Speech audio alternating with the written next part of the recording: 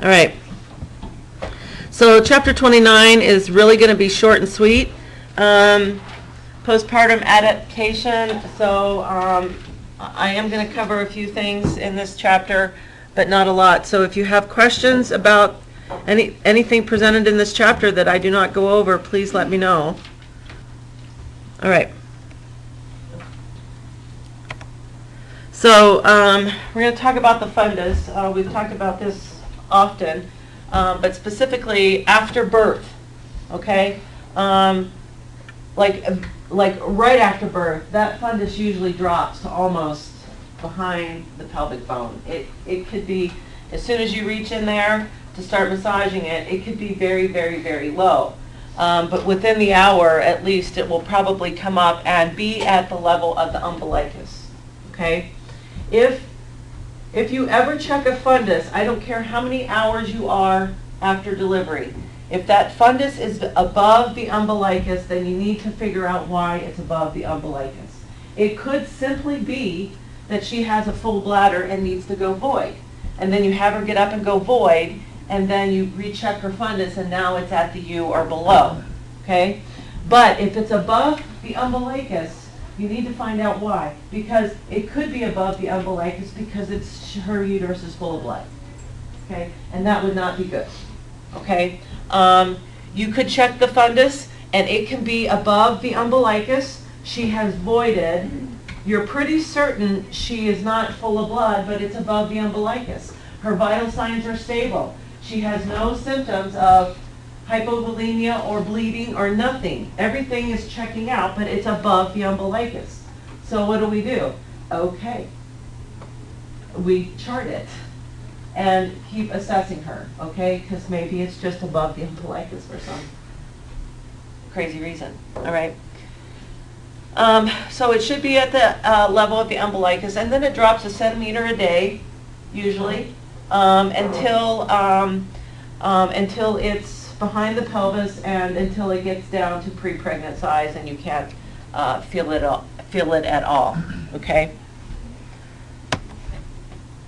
Now as far as the discharge, so the woman bleeds a lot after delivery, right, Kaylin? They bleed a lot after delivery, and that bleeding will eventually slow down, and we have to watch how much bleeding she's having. We'll talk about hemorrhage here in a bit. But the bleeding that she's having is called lochia. It is blood, and it is uterine cells sloughing off, okay? But for the first 2 days, it's bright red, like bright red bleeding. Like, well, not bright red, but red bleeding, okay? And that lasts for 2 to 3 days. Your patient is discharged usually by day 3, sometimes day 4 if she's a C-section patient. And then you'll start seeing that it will be pink, okay? And I'm sorry, let me go back to the first 2 days. We call that lochia in the first 2 days, that red blood-looking lochia, we call that rubra, okay?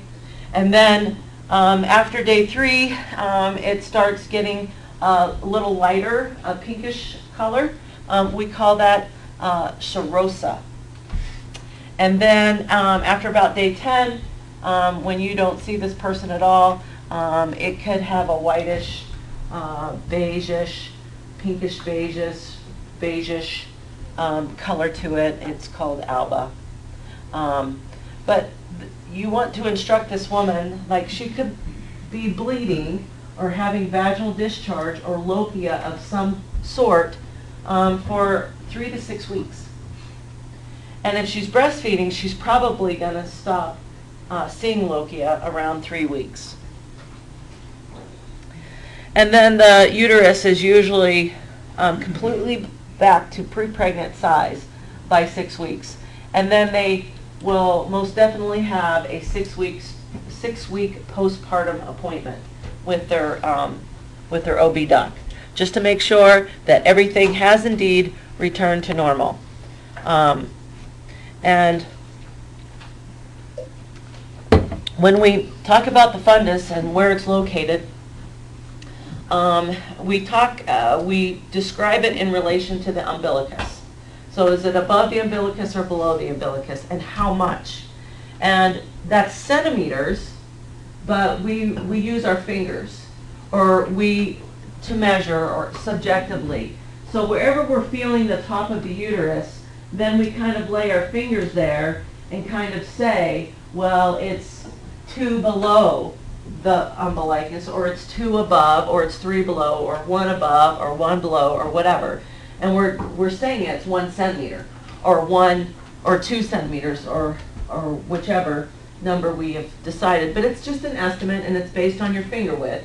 Now, big old guys like you have a quite wider finger. So it's kind of subjective. But if we have a general idea that it's firm, and it's around the umbilicus or below the umbilicus, we're probably in good shape, okay? Now, one thing that you might see that might be, it's really cool to see, actually, and there's nothing wrong. There's no bad thing. We don't need to do anything. But it's this diastases recti. It's when the abdominal muscles separate. And we see that occasionally. It doesn't happen in every pregnancy, but we see that occasionally. And if we have a really thin, low body fat woman that comes in pregnant with a diastases, we can just see it there. We see this ridge and opening like there's nothing there, and except the fascia. But then when she's delivered and you're massaging the fundus, you feel like you're going to penetrate through to her spine, because there's no muscle there. It's just a fascia layer, and you can feel that ridge. But anyways, the uterus is still the same underneath. Okay, jumping on. So a focused postpartum assessment, or a focused OB assessment, of course we're always going to do a head-to-toe assessment like we do on any patient. But these are the things, this little mnemonic will help you kind of remember your specific assessment things on a postpartum patient. So bubble heat. So the first thing you do is assess the breast, including the nipples. But if a woman is breastfeeding, we definitely want to check to make sure she doesn't have any cracking, bleeding, blistering on her nipples, okay? But when we're checking her breast, we're basically palpating her breast to see if they're soft, or if they're firming up, and that means that she's making milk, okay?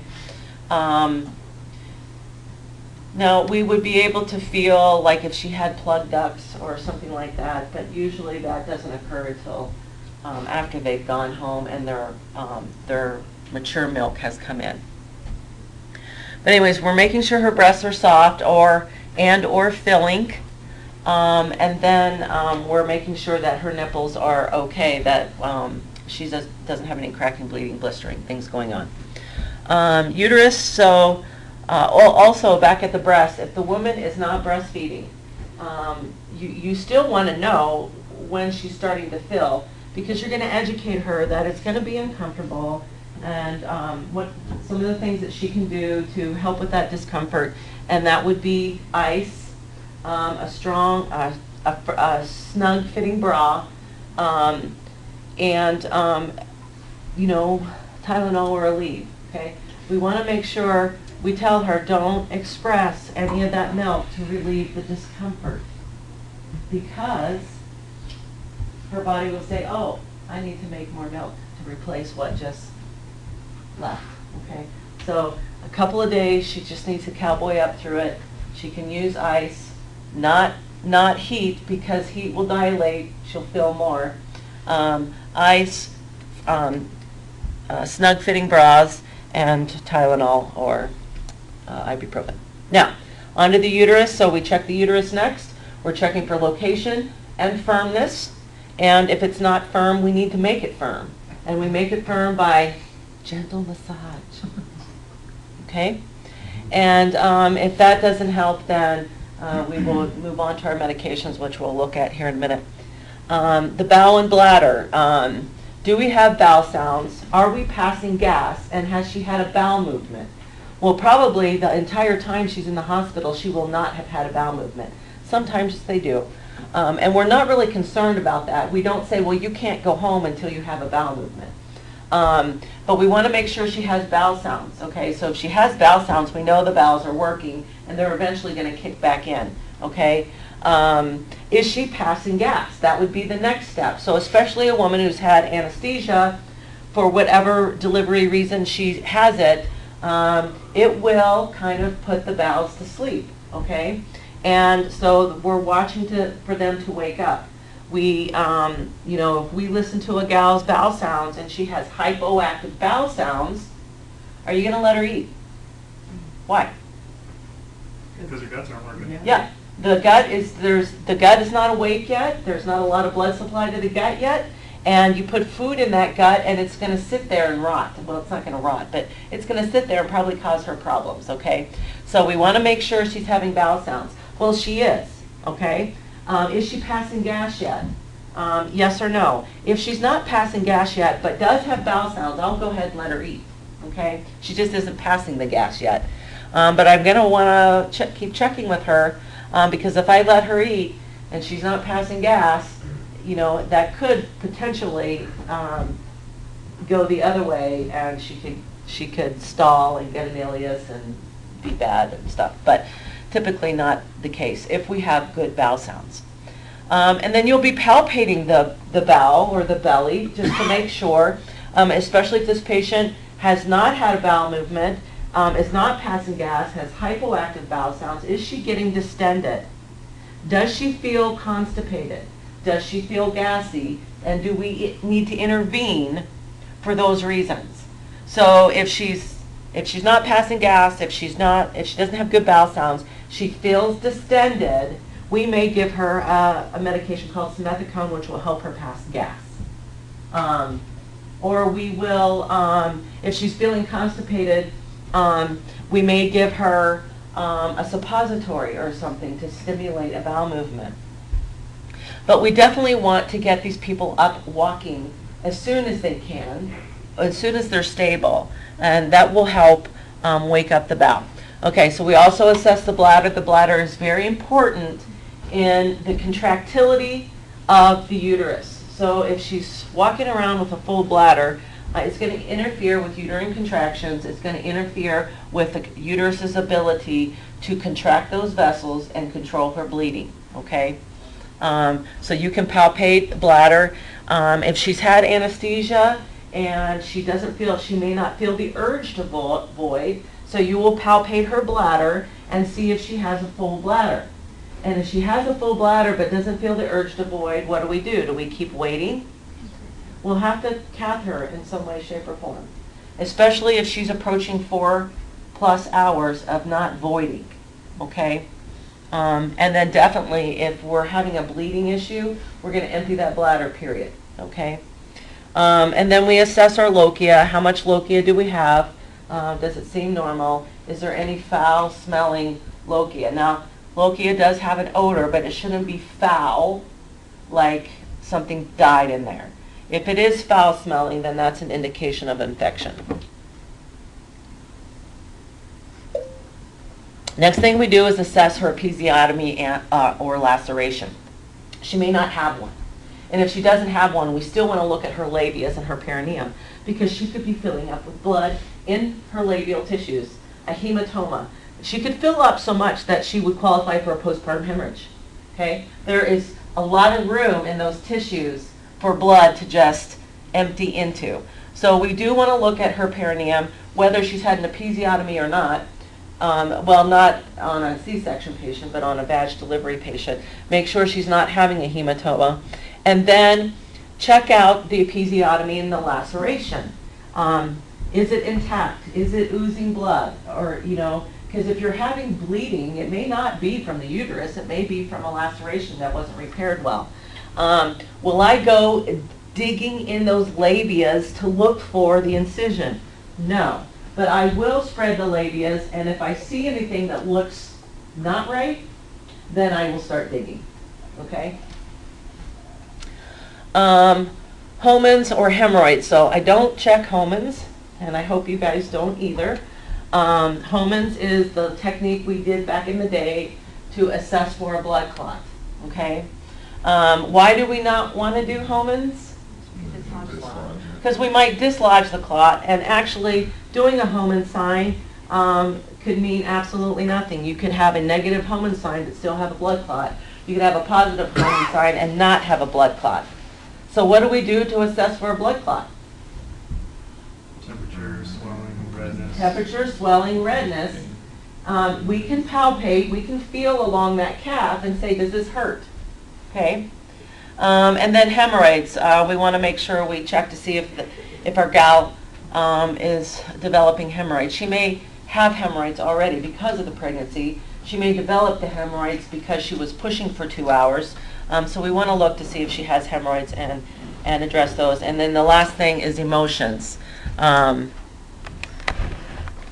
Make sure that she's bonding well, that she's happy. If you have a woman who's holding her baby and she's not happy at all, then we need to see what's going on. Okay? All right, so that was that chapter. Any questions?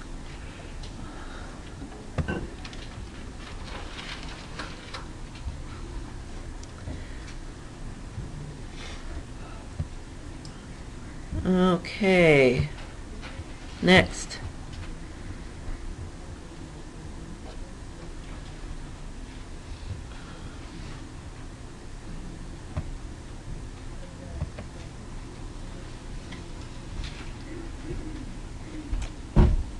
I did that.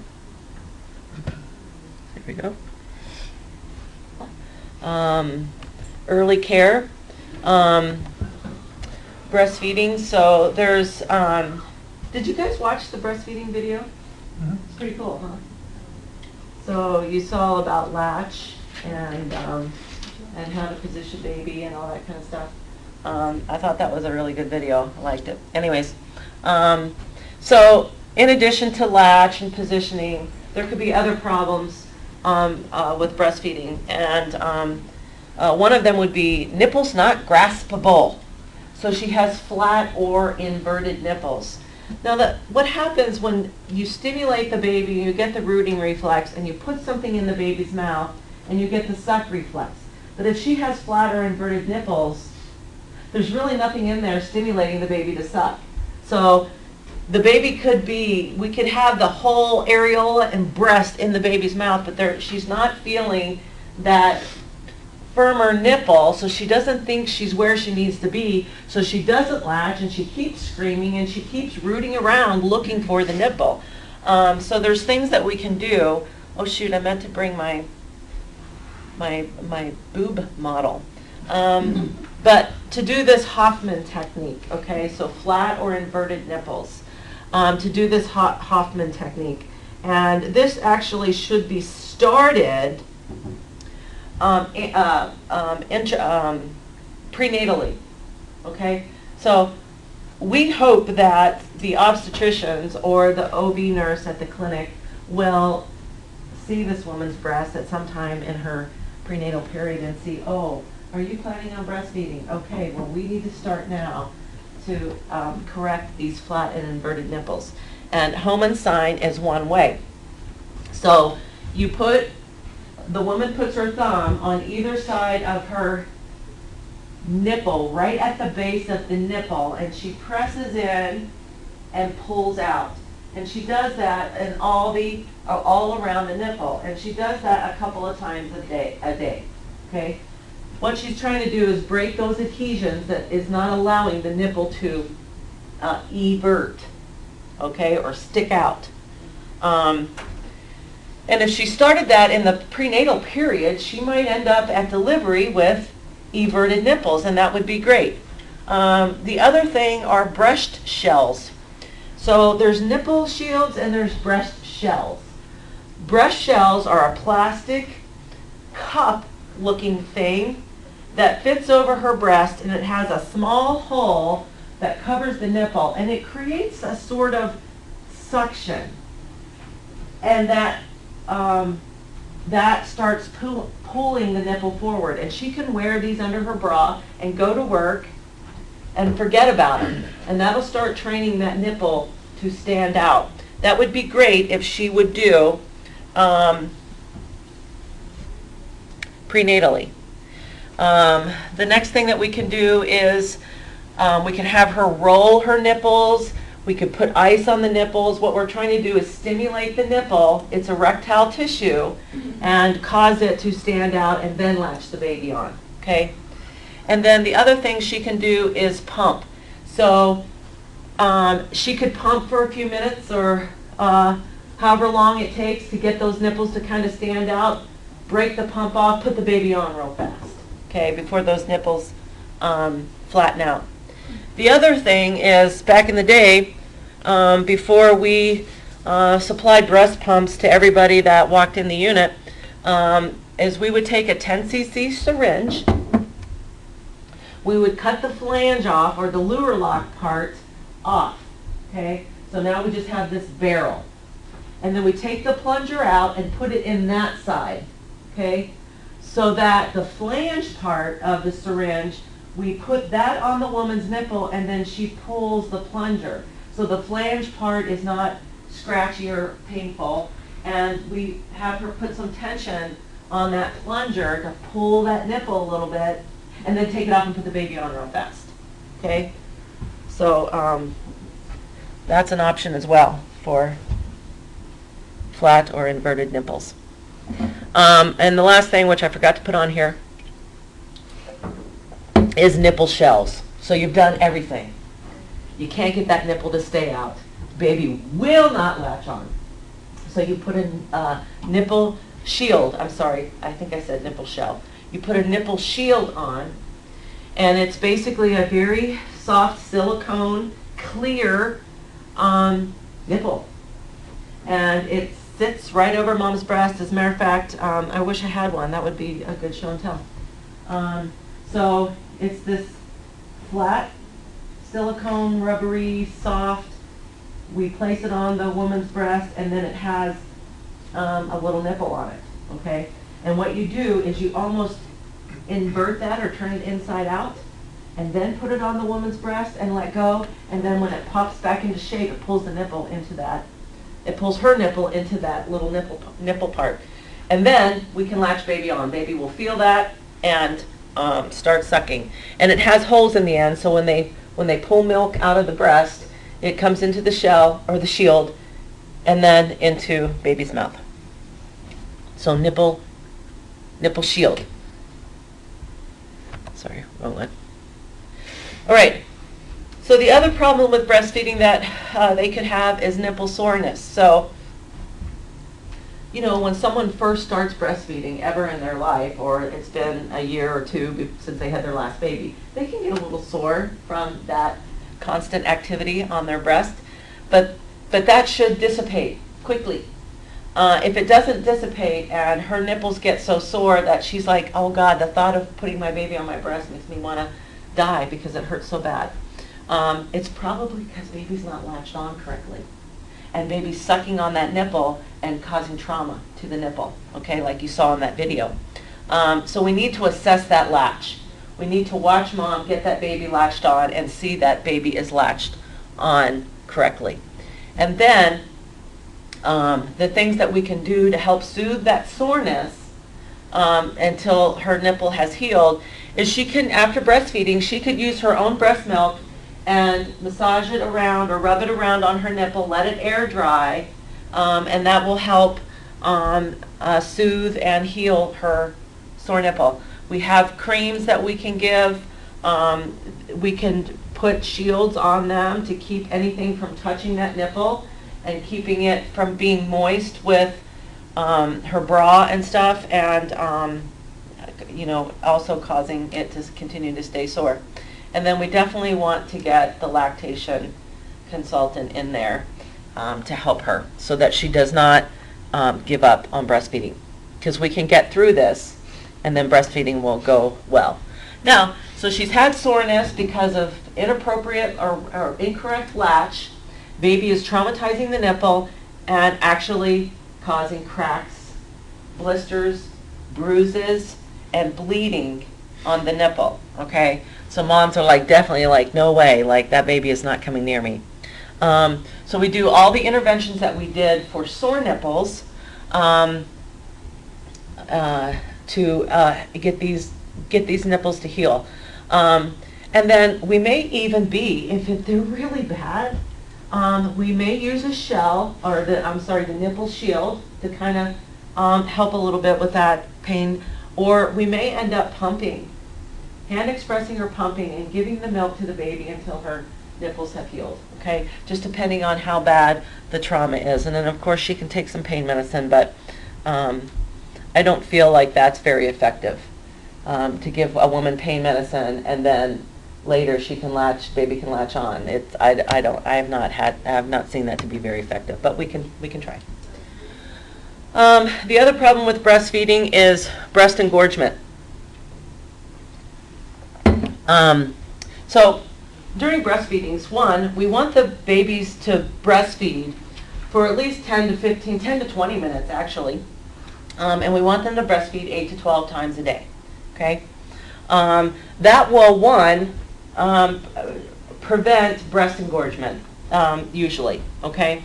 But especially after they go home, feedings aren't going so great, mom and baby are still trying to get it down, but she's home and her milk's coming in and she gets engorged just because, they're having difficulties with feed still, baby isn't consistent or isn't feeding long enough.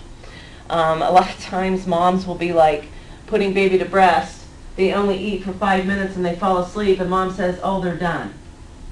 And then they stop feeding the baby and then the baby decides a few minutes later, oh no, really, I wasn't done, I just fell asleep, I'm ready to go again. But mom says, oh, you already ate, you ain't gonna eat no more. Her milk is gonna come in and she's gonna get engorged, okay? And then when she gets engorged, literally, those breasts can be so full and hard that baby is like trying to latch onto a wall. It ain't gonna happen. That's how hard they can get. That's how full they can get. So we tell moms if that happens, maybe go jump in a hot shower for a few minutes before you feed. Maybe put hot diapers, soak diapers in hot water, put them on your breast for a few minutes before you feed. Maybe get your pump or hand express enough milk to make your breasts soft enough for baby to latch on, and then feed your baby. And then after feeding, you can put the cold compresses on, okay? If you put cold compresses on after feeding, it's just going to slow the filling time, okay? And then try to keep baby on a breastfeeding schedule and try to feed baby at least 10 or 15 minutes, okay? Oops, wrong computer. All right, plug ducts, another issue that happens. A duct,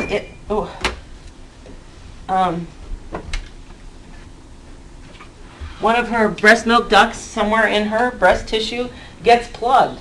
The milk kind of gets a little thick, even hard. She can sometimes even feel this through her skin, like a little cyst or a pea underneath her skin, and it sometimes can be a little painful.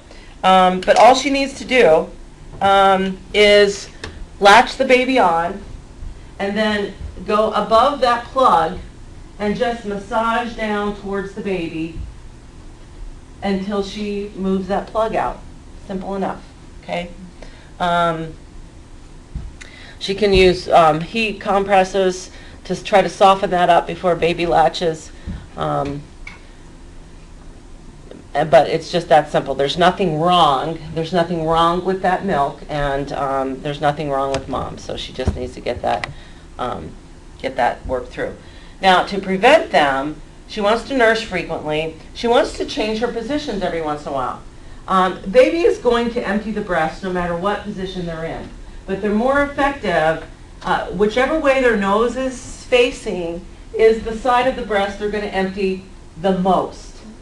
Okay, because that's where their strength is. Okay, the way their nose is, that's where their strength is. So if their nose is always pointing to mom's underarm, then this part of the breast, this way, is going to be emptied more fully than this part of the breast, the other direction. yes, this is going to get empty, but not as fully. So if she's always feeding in that position, there might be some milk that starts staying there and getting a little thick and causing a plug duct. So we want to have her switch up her positions every now and then. She doesn't have to do it with every feed, but a couple of times. And then just to make sure, if she's having a problem with plug ducts, like if she wears, if anything is pressing hard on that part of her breast, that could set her up for a plug duct. So purse straps, seat belts, things like that. And then the other thing we want to instruct moms who are breastfeeding is everything you eat, drink, smoke, ingest in any way, shape, or form will possibly get to the baby, okay?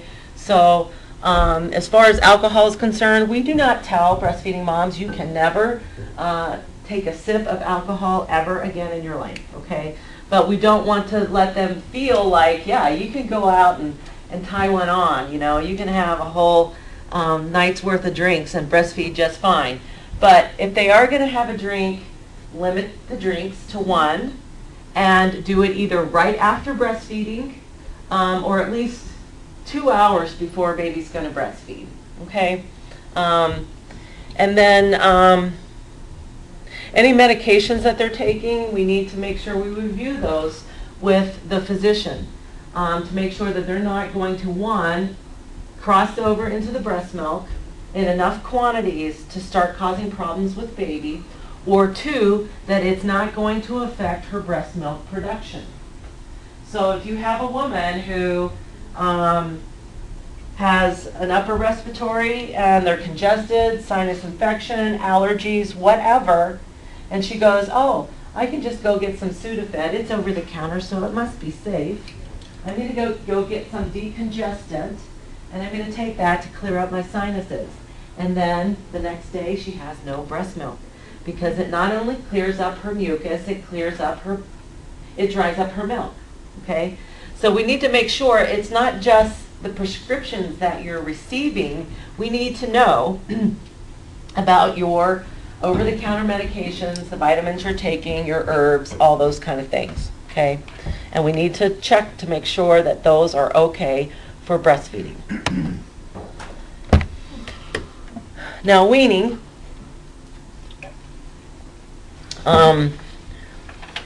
You can be a crazy, crazy woman, and you can wake up one morning and say, I'm never going to breastfeed again. You're done, baby.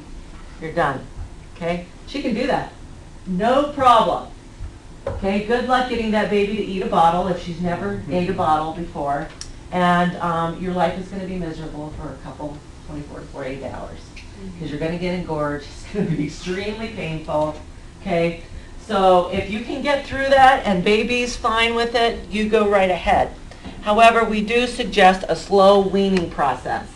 So one breastfeeding session, baby's normally breastfeeds at 10 a.m. and you decide at 10 a.m. you're not going to breastfeed, you're going to take a bottle and you don't pump and you don't breastfeed at 10 a.m. You do that for 3 or 4 days. And then you add another breastfeeding session, you take another breastfeeding session out. So you slowly wean yourself and the baby from the breast. That way, if you take the 10 a.m. feeding out and someone tries to offer the baby a bottle, preferably not you, because if baby smells you, recognizes you, and knows you're the boob woman, she won't take a bottle from you, okay? So go get the neighbor to come over and feed your baby at 10 a.m. And then, if she doesn't eat at 10 a.m., if baby says, this is not right, this is not what I'm used to, this tastes like garbage, if you use formula, you could use breast milk. You can wean and have a storage of breast milk and give baby breast milk. But it's the bottle, it's the nipple, okay? It's the difference. The baby's like, I don't like this, and I ain't going to do it. If you take one feeding away from a baby and they refuse to eat, it's fine. They're not going to starve to death. They will eat like a starved person at noon or at 2 or whenever you breastfeed them again. But, so that's slow enough that it won't impact baby's nutrition or health, And baby will eventually be like, okay, I get it, you're not going to give up. All right, I'll take that stupid bottle. Or whatever, okay? So a slow weaning process. All right. You guys need to get up and jump up and down? You guys okay? Yeah. Some of you are fading.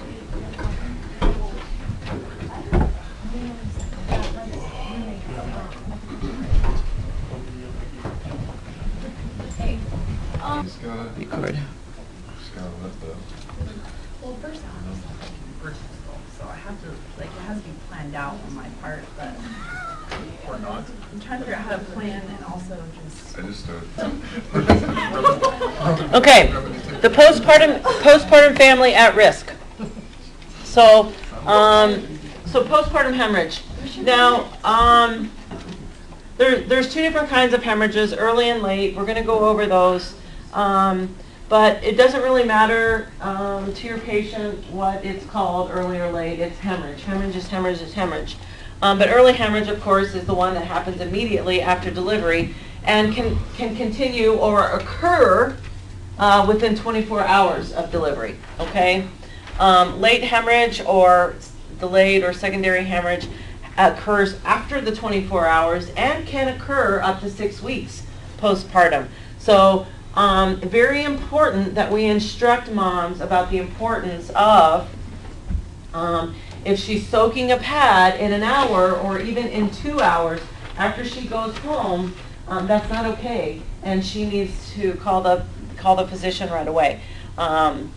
Anyways, so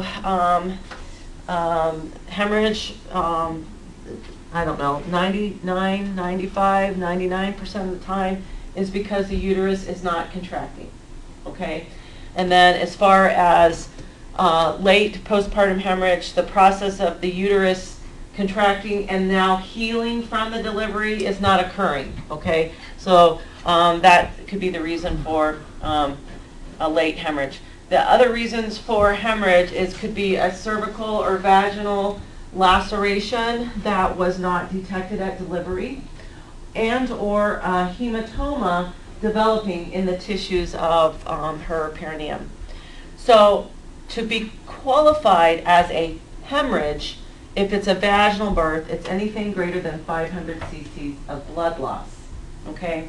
So if your woman delivers and everything seems to be going good, the physician will say the estimated blood loss was 250. Okay? And then for the next several hours, the woman is continuing to bleed. And then there is some point in which you say, oh, this seems like too much. But you haven't measured anything. You haven't weighed any pads because everything seemed to be okay. But when you get to the point where you think she's bleeding too much, then you need to start weighing the pads. When you weigh the pads, we have these little tiny scales, and we put the pads on there and weigh them, and we'll get a weight. And then we subtract the dry weight of that pad. So we have a list of all the different kinds of pads we put under pregnant women. We already know what their dry weights are. Okay? So we get that postpartum hemorrhage card. It has all the stuff on it we need. And it's measured in grams. Grams equals cc's. Okay? So anyways, we start measuring. For a C-section, it is a blood loss greater than 1,000 cc's. And for a repeat C-section, they're going to say greater than 1,500 cc's. Just because they expect these women to bleed a little more. Why? Why do we expect someone who's had a previous pregnancy to bleed a little more? The uterus is not going to heal as quickly. Which C-section? The uterus isn't as. Yeah. So every time you have a pregnancy, you stretch that muscle a little more, and you stretch that muscle a little more, and therefore its ability to contract and rebound each time is a little more diminished. Okay. All right. Yes. What length of time do those numbers of volumes cover? Is that like first day? So this is in the first 24 hours. So the after 24 hour part or up to 6 weeks part, then we just tell them, if you're soaking a pad in 1 to 2 hours after you go home, then that's too much bleeding, okay? And we're not really saying, oh, then that means you're at 750 now. No, the measurements are totally kind of out of the loop after 24 hours, okay? All right, oh, wrong thing. All right. The one good thing, but the one bad thing about blood loss in pregnant women is we don't actually see significant signs and symptoms until they've lost up to 2,000 cc's of blood. And how much blood do we normally have circulating in our body at any one time? 7 more. Right, around 6 liters. So if we lose 2,000, we've already lost a third of our blood volume, okay, if we're at 6,000. Anyways, a reason why this is because pregnant women, because of pregnancy, have a greater blood volume than they had when they were not pregnant. So they can lose a bunch of that extra blood before their body says, uh-oh, we're in trouble, okay? The other thing is, generally, pregnant women are young and healthy, so their body can tolerate larger blood loss before they start saying, oh, I've had enough. But when they do say, oh, I've had enough, it's enough. Like, I can't go any further. I'm circling right now. Like, 1 minute she's talking to you, the next minute she's rolling her eyes back in her head, and you are in big, big trouble. So we see an increase in heart rate, we see a drop in blood pressure, and we see a decrease in urine output. The decrease in urine output is not something that we see immediately. The heart rate and the blood pressure are, okay? So they start having poor cardiac output, which means that they're not perfusing their internal organs, and they start having CNS compromise. So those will eventually happen, and then she will stop breathing. I keep doing the wrong thing, all right? So here's some causes of uterine atony. Keep in mind how quickly this can happen. 600 cc's of blood circulate through the uterus every minute. So every minute she could drop 600 cc's of blood. And minute 2, she could drop another 600 cc's of blood. Minute 3, she could drop another 600. And this adds up quickly, okay? Of course, within 5 minutes, she could be passed out. Anyway, so causes of postpartum hemorrhage is overdistension. For whatever reason, her uterus is overdistended. She's got a large baby in there. She's got 2 or more babies in there. She's got a lot of fluid in there, okay?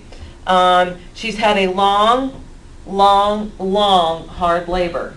Okay, even if we gave her no Pitocin, and she labored forever and ever and ever, and she pushed forever and ever and ever, how long can you do bicep curls?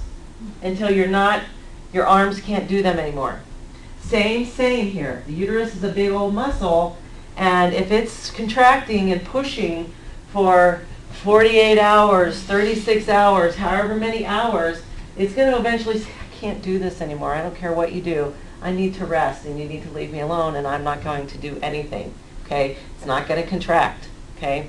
The other thing is Pitocin. Pitocin is the drug we give to start labor or start contractions. It's also the drug we give to control postpartum hemorrhage, because the Pitocin will make the uterus contract. But if we have given so much Pitocin for however many days, and then we're dumping that Pitocin on her at postpartum, expecting her uterus to respond to it, so there is a point at which we oversaturate her system with oxytocin, where we could just pour buckets and buckets and buckets in her body, and it's not going to do nothing. Okay?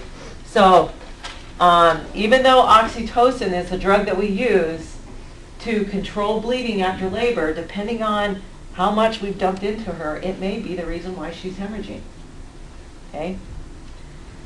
And that is a lot of Pitocin, like someone.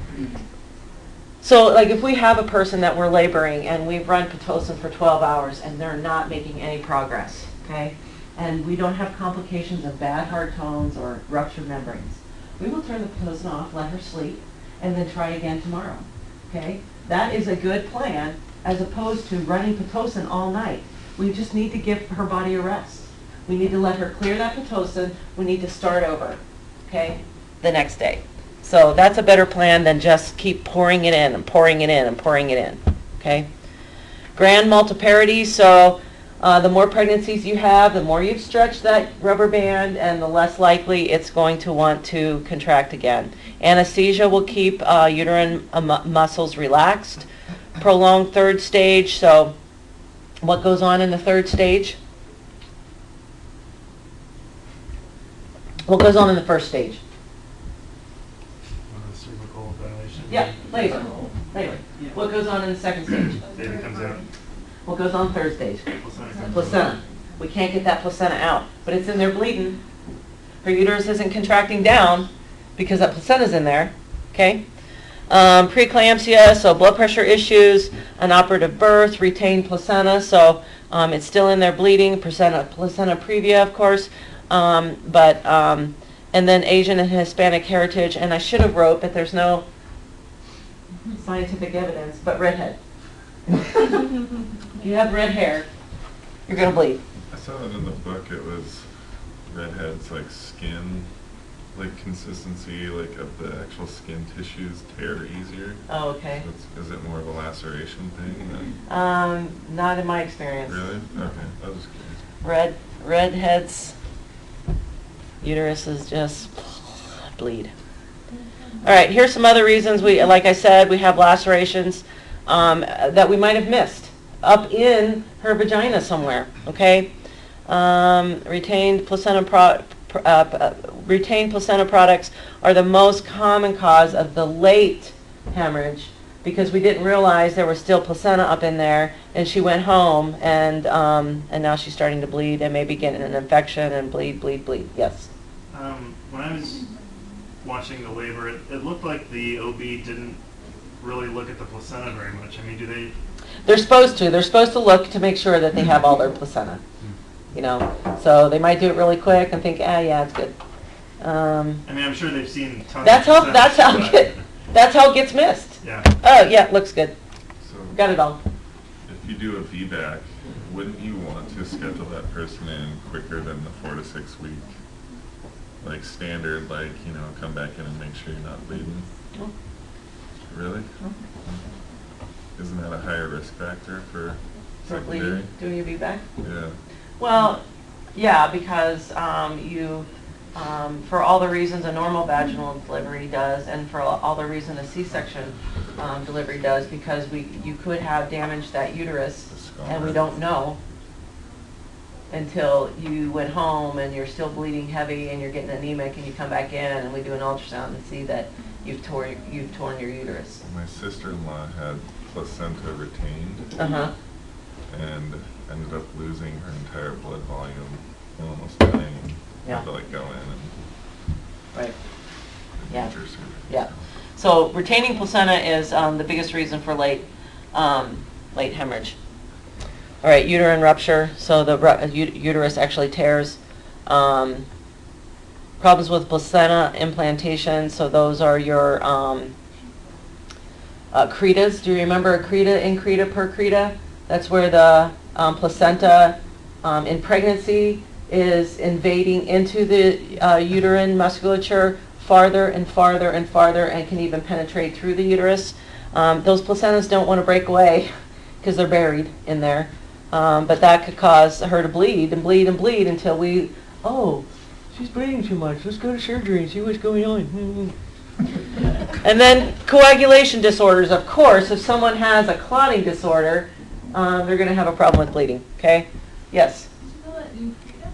Increta, percreta, accreta.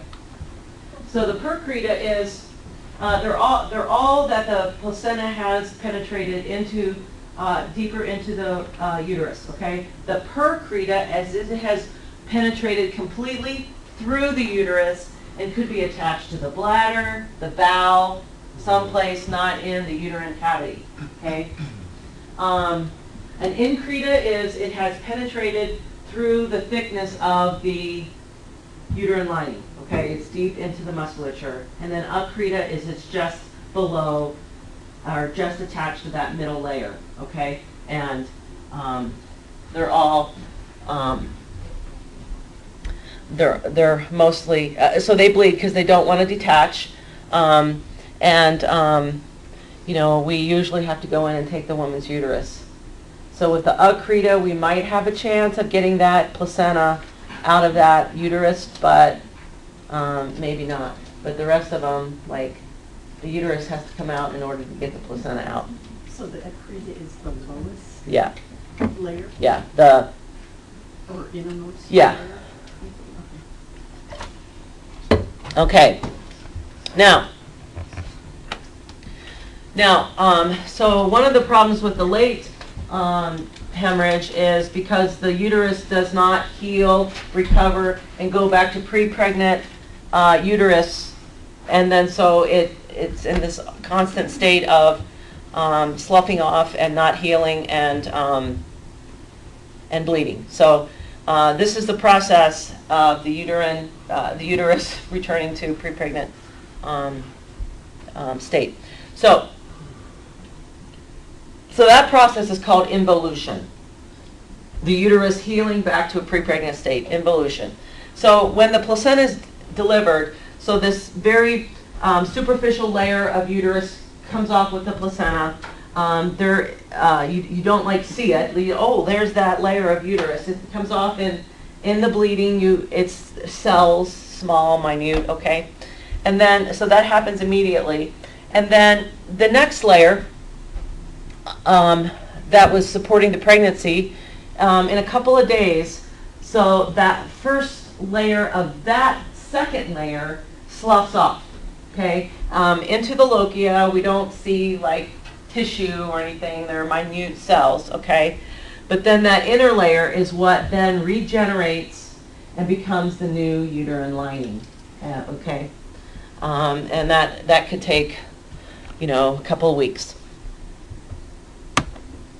Now, the part where the placenta was attached to, okay, so this is where people could have problems in future pregnancies or with bleeding. So the part where that placenta attaches to, those vessels are quite larger than the vessels that are in the other parts of the uterus, okay? So those vessels can bleed large amounts because they're larger. So we need those larger vessels to be compressed from the uterine contractions after pregnancy. We need them to clot off. We need those clots to be absorbed. Those vessels are eventually obliterated and replaced with the new, smaller, regular uterine vessels, okay? And then that place where the placenta was at, it regenerates so that it is the same tissue virtually as the entire uterus, okay? If this exfoliation process does not work correctly, then that site where the placenta was will scar. And there will be no blood supply innervation to that area. And therefore, in the next pregnancy, that just took away that site for placental implantation. Okay? Yes? If somebody has some kind of a condition like keloids or something that causes them to scar Scar their easily? voice, does that make them more likely for that to happen? Maybe so. Yes, maybe so. So anyways, that would create a problem in future pregnancies if that did not heal correctly, okay? And that whole process, so the entire process of involution, exfoliation, all that bleeding and lochia that she has, this whole entire process should be completed by her 6 weeks postpartum visit, okay?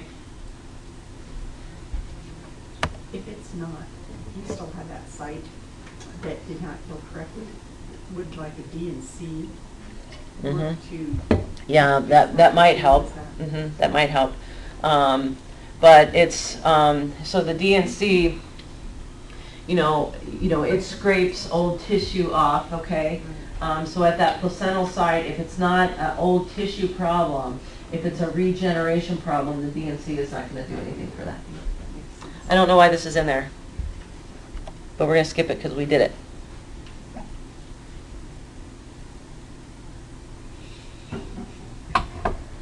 Okay, well, let's pretend. I don't know why it's in there. We went over this. Rubra, serosa, alba. Okay, that's the lochia, right? Uterine massage, if a soft, boggy uterus. So you'll hear that. So that's what we say. If the uterus is not firm, that's what we call it. It's boggy. Okay. And who checked a postpartum fundus? Okay. Compared to what we did in the simulation lab, what do you guys think? It was like rock hard, like a softball. Was it easy to find? Yeah, you would never miss them. Yeah. Okay. So, so for the rest of you who haven't seen a postpartum uterus or felt a postpartum uterus, let's remind me, and maybe we can go over and find some uteruses on Mother Baby. Because I'm so focused on keeping you guys over in labor that sometimes we don't get postpartum experience. But anyways, so if you're having a slow labor, just say to me, hey, let's go find some uteruses, some funduses, okay? And we'll go. All right. So we want her to void, like I said, we want her to void because that inhibits uterine contractility. We want to make sure we have vascular access.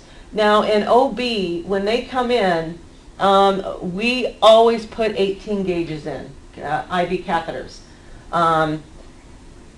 Because of the potential for us, one, needing to give them large volumes of fluid during labor for whatever reason, and or after labor, and or blood. Okay, so we want to have that access right away. Yes? If you start like an 18 gauge with normal saline or ringers, can you later put blood through that same port? Mm-hmm. Okay. Yep. You just flush it through with saline. Oh, okay. Yep. So if we have a woman who's bleeding, we might do a CBC. Where we might even, if we have this bleeding woman and like it's an ongoing thing, we might even put a Foley catheter in because we want to monitor her urine output as precisely as we can if she's having a bleeding issue. Now, we had saw on a previous slide that decreased urine output is a sign of hemorrhaging, okay, but it's a later sign, okay? So we're going to be continually assessing kidney status in relation to how much blood she's losing. So if we start losing our kidney status, we know we're in a world of hurt, okay?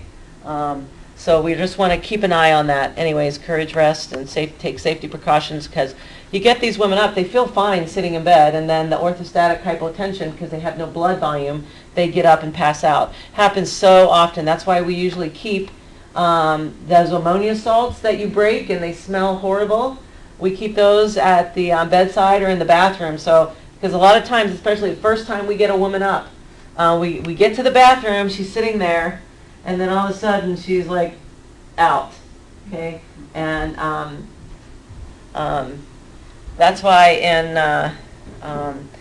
if you guys have, well, you don't because you've missed, because it's over and done with, but in my foundations class, when we ambulate people, we use the gait belt and all that kind of stuff. I do fall training with the new group because I know how to help a patient fall to the floor. You just kind of jump out of the way and then let them crash. No. Push them away from you Yes. so they don't injure you and Yeah. fall. No, like if there have been so many times we're walking a patient to the bathroom or back to the bed and she starts to go down, okay? You do not try to hold her up and you do not jump out of the way. You help her down to the floor, okay? There's no incident report, there's no you're a bad nurse, your patient fell type thing. You help her down. And the way you do that, and I'll just tell you guys really quickly so the people who are listening to the recording can't see my cool way. So we're walking with our patient and she starts to go down and the first thing you do is just squat one knee to the floor, one knee up, she falls on your knee, okay, and then you can let her go the rest of the way to the floor, okay? So 300-pound woman, you know, I'm a big girl, but I'm not 300 pounds. And she passes out. There is no way I'm holding her up, you know. I just easily let her down to the ground, okay? So remember that when your 6 foot tall, 250-pound man passes out. Just help him fall down. Okay. Now, if we have a terrible bleeding issue, okay, and the physician is still in the room, I'm not doing this, okay? The physician is still in the room. He's still got sterile gloves on. He's going to insert his hand into her vagina. He is going to make a fist, and he is going to use that fist and the external hand to squish that uterus and try to cramp it down and control the bleeding. My job is to make sure the woman does not kick the physician in the face. Okay? Right? The other thing that he can do, and this is in the delivery room, okay, so hopefully your epidural is still running. This is in the delivery room. So he did get the placenta out. He did look well at it, and he noticed that it's not all there. So he goes in to the uterus, and with his fingers, he scrapes out the uterus, the rest of the placenta in the labor delivery room. I would never have had kids, ever. See this first. I know, right? I don't know. Now, okay, I'll get to that. Okay. So that's the things we can do. Gentle uterine massage and drugs. We can give drugs. And our first line is oxytocin, IV. Now, for those of you who have been in labor and have taken care of a labor patient, how fast do we run Pitocin in labor? About 2 or 3. 2 or 3 cc's an hour. Postpartum, we run this at 999 cc's per hour. Wow. We can. You know, some physicians say, oh, try 250 an hour. Okay, whatever. All right, no, bump it up to 500. Oh, please. You're wasting my time. Okay, now go to 999. We do 999 because the pump won't do a 4-digit IV rate. Or we would do it at 1,000 or 1,500 or 2,000 cc. Okay, so we're running that Pitocin in. It's a pre-mixed bag. It's a 500 cc bag with 30 units of pit in it. Okay. Anyways, we run that 500 in. If we get that 500 in 30 minutes, and we've decided that you know, she's still bleeding kind of heavy, we'll hang another bag. Okay. But if we hang another bag, then we're really going to start thinking about other medications. So Methergin is another medication that we give. It's IM, okay? It's IM or intrauterine, but it's, I can't remember if it's called intrauterine now. The physician injects it right through the skin into the uterus. Okay? It's a muscle. So ergonovine, I've never given. I don't know much about it. Prostaglandins, like Hemobate, that's the other medication we would give. That's IM as well. We will try that. The Methergin and the Hemobate, actually, they're on the slide before Cytotec, but we would actually give Cytotec first. Okay? And then if that didn't work, then we would probably go with Methergin or Hemobate. Okay? Or both. The Cytotec, so when we give Cytotec for cervical ripening before labor, we give 25 micrograms. Okay? We put that little 25 microgram, teeny tiny little tablet, because we've had to cut 100 microgram tablet into 4s, and we put that up in their posterior fornix behind their cervix. Okay, we do that every 4 hours. If she's bleeding, we give 800 to 1,000 micrograms. So, huge difference. Why does it say rectally? Because we would give it rectally. It would be absorbed quickly, but now we're moving to a PO dose, okay? Anyways, so Pitocin, Cytotec, Methergin, Hemobate, that's probably the tier that we would use, okay? And then the Prostin E2, don't usually use that at all, ever. So what we would do at that point, we've given our Cytotec, we've given our Methergin, we've given our Hemobate, she's still bleeding, we would then go to the OR, okay? In the OR, we would put in what's called a Bacri balloon. I think Bacri is just a brand name, but it's actually like a Foley catheter, except the balloon can hold 500 cc's of fluid instead of 10. Okay? We put that balloon into the uterus and we pump it full of fluid. And that creates a tamponade against the uterine wall. Okay? And then if that doesn't work, then I know we do this, I think at CMC, we do what's called a B-Lynch suture.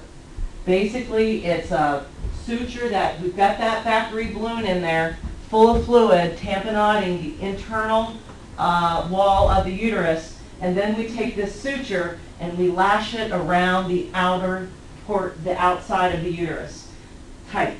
So now we're compressing the outside and compressing the inside. Now, for Pete's sake, if she is still bleeding after all of that, we're just going to take that uterus out. Okay?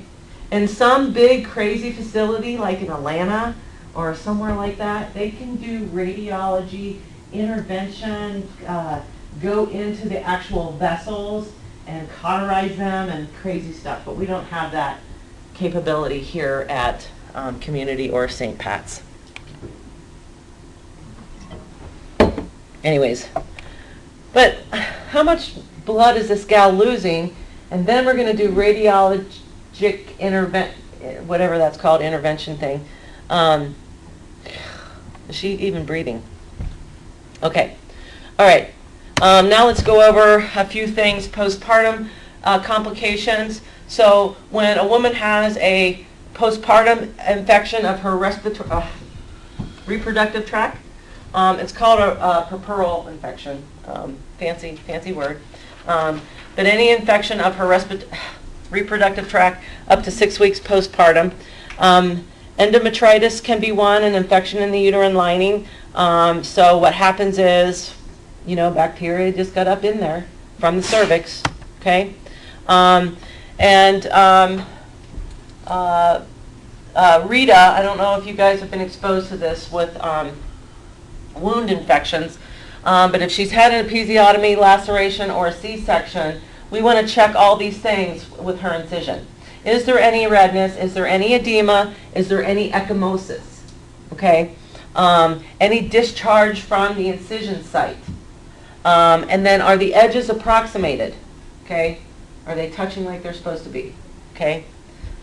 We assess those things and document, and then we instruct our patient about these signs when they go home to watch their incision for these signs, okay?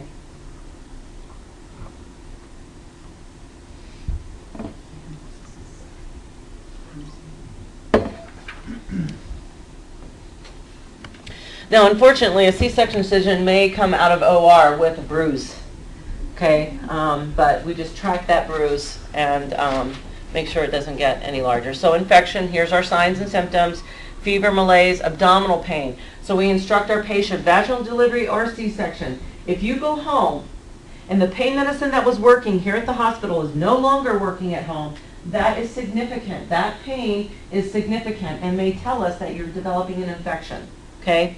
Foul smelling, lochia, the belly starts getting bigger again, she starts having tachycardia, just signs of infection, okay?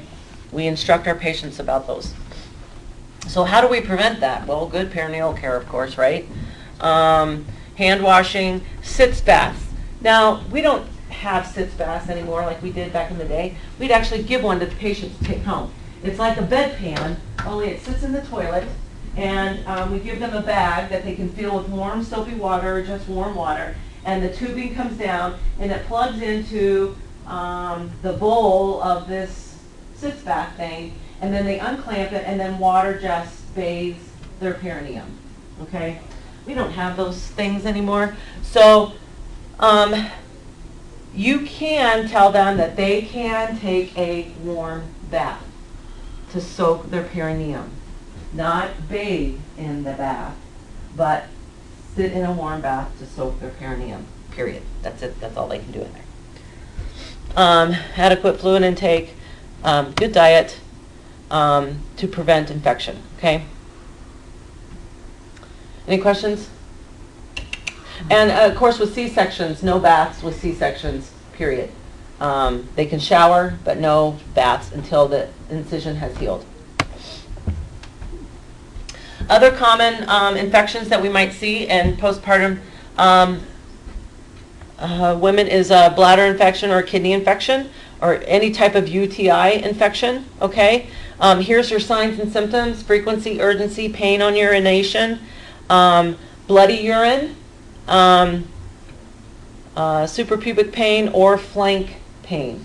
So they'll need to come give us a UA. So again, good hygiene, good fluid intake, empty the bladder often, voiding after intercourse, things that us women already probably know about preventing urinary tract infections, okay? We need to instruct our patients. Well, yeah, I said that and then, but we need to make sure our patients know this because some people might not know, okay? Good hygiene, good intake, empty your bladder often. Now mastitis. I was debating whether or not to put this in. The other one is with breastfeeding problems, but it is presented in this part of this chapter. Mastitis is an infection in the breast tissue. Lactating women can get this. Non-lactating women can get this. So they feel like they have the flu, but they also have pain in their breast. They might even have a red, swollen, inflamed area on the breast, whatever part of the breast tissue has the infection. It could be warm. They will need to get antibiotics to treat that. So we instruct them on signs and symptoms of mastitis. That's the same thing as like breast fever. that Yeah. you used to say. Okay. Yeah. Either that, the other thing with breast fever is women who make breast milk can have elevated temperatures just because of the process of the metabolism and the process of making breast milk. All right, so here are some risk factors for developing mastitis. You guys can look over those. They're all pretty explanatory.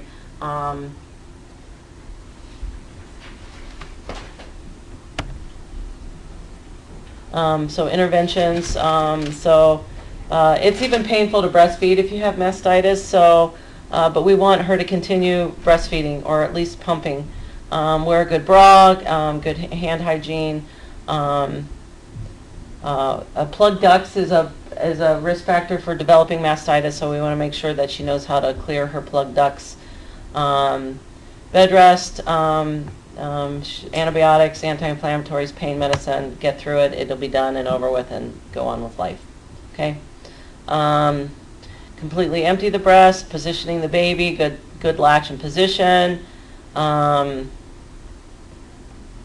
And anybody who's taken antibiotics, we always need to instruct them to take the full course, even if they feel better. They need to complete the course. Okay? Almost done, guys. Hang on. So thrombophlebitis is another huge complication for pregnant women and delivered women. The Virchow's triad is of pregnancy is that pregnancy is a hypercoagulable state. Then they've got this big old uterus, this big old baby that may be, causing poor venous return. So they have venous stasis in their lower extremities, and then just just the injury to the epithelial of the blood vessels, okay? So those three things are what put pregnant women at risk for blood clots. So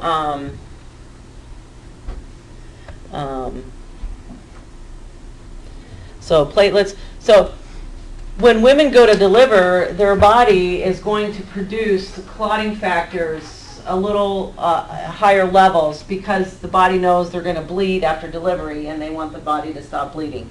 So that also puts them that also adds to their hypercoagulable state, okay? So check home and sign? No. No? But I should have changed that. Check for a blood clot. I don't know whatever. We need to find a new term for checking for blood clots in the lower extremities. But don't do home and sign, but check, palpate, look at the skin, feel it, all that kind of stuff. Pain in the leg or inguinal area, edema, temperature change, pain with palpation, a palpable cord. So if you're feeling their calf, you might actually feel the blood clot. That's what a palpable cord is, okay? Changes in the color because there's no circulation there, fever and chills. So this would be their treatment, okay? Lovenox, heparin, or Coumadin. Now, actually, Lovenox and heparin is probably the drugs of choice anymore these days. Lovenox will be given in the antepartum period and the postpartum period, but we will probably run heparin during labor. If this person has a clotting problem when they come into labor, okay? And we do have some women that have had a clotting problem. And if they have a clotting problem in one pregnancy and they're pregnant again, they're going to be on prophylactic treatment, okay? So it would probably be Lovenox, and then we would probably run heparin in labor. And then they would be on Lovenox after delivery until their probably 6 weeks appointment, and then the doctor will decide whether she can discontinue that or not, okay? All right, now, so we're going to do a little focused review. I would love, okay, and I'm going to keep recording for the other people's benefit. All right. Oops. All right. All right. Ready? Set. Oops, don't want to do that.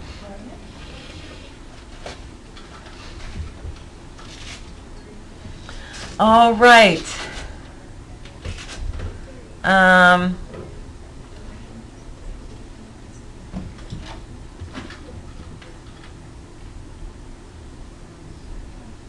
Hold on. I'm getting there. Okay. So, the newborn immediately after delivery.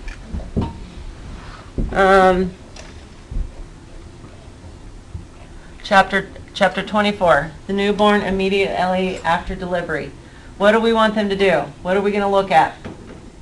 Breathing, crying, Breathing, crying, flexing, tone, color. color. Okay? Breathing, crying, tone, color, and one other thing.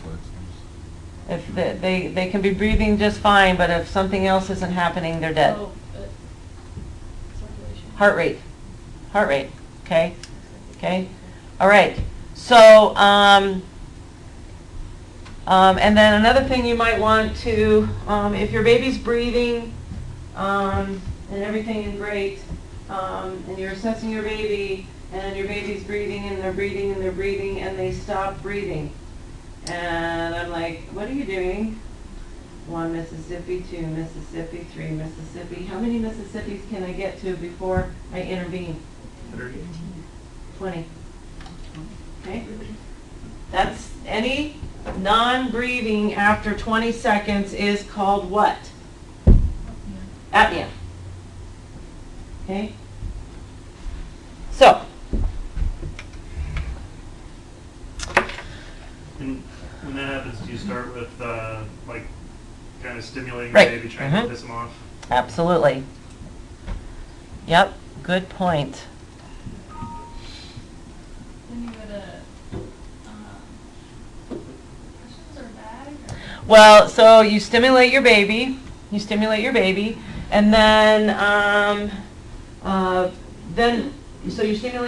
and it's crying or gagging or doing this. What's the next thing we look at? After we stimulate our baby, what are we assessing? Heart rate. Hmm? Before heart rate. Breathing. Breathing or airway. Is my baby breathing? Is my baby breathing normally? Okay? If my baby is not breathing normally, I will reposition their head to make sure that it's not an airway problem. If my baby is not breathing normally, then what do? Suction. Bag mask. Okay? And how long do I bag mask? So they're breathing.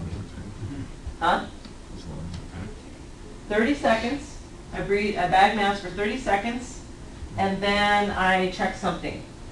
After I bag mask for 30 seconds, then I check something. What you said. Heart rate. Check the heart rate. Because what happens to babies if they get oxygen and bag mask? What happens? They get better, usually. Okay? 99% of the time, 90% of the time, babies just need breathing, oxygen, and then they're perfectly fine. Okay?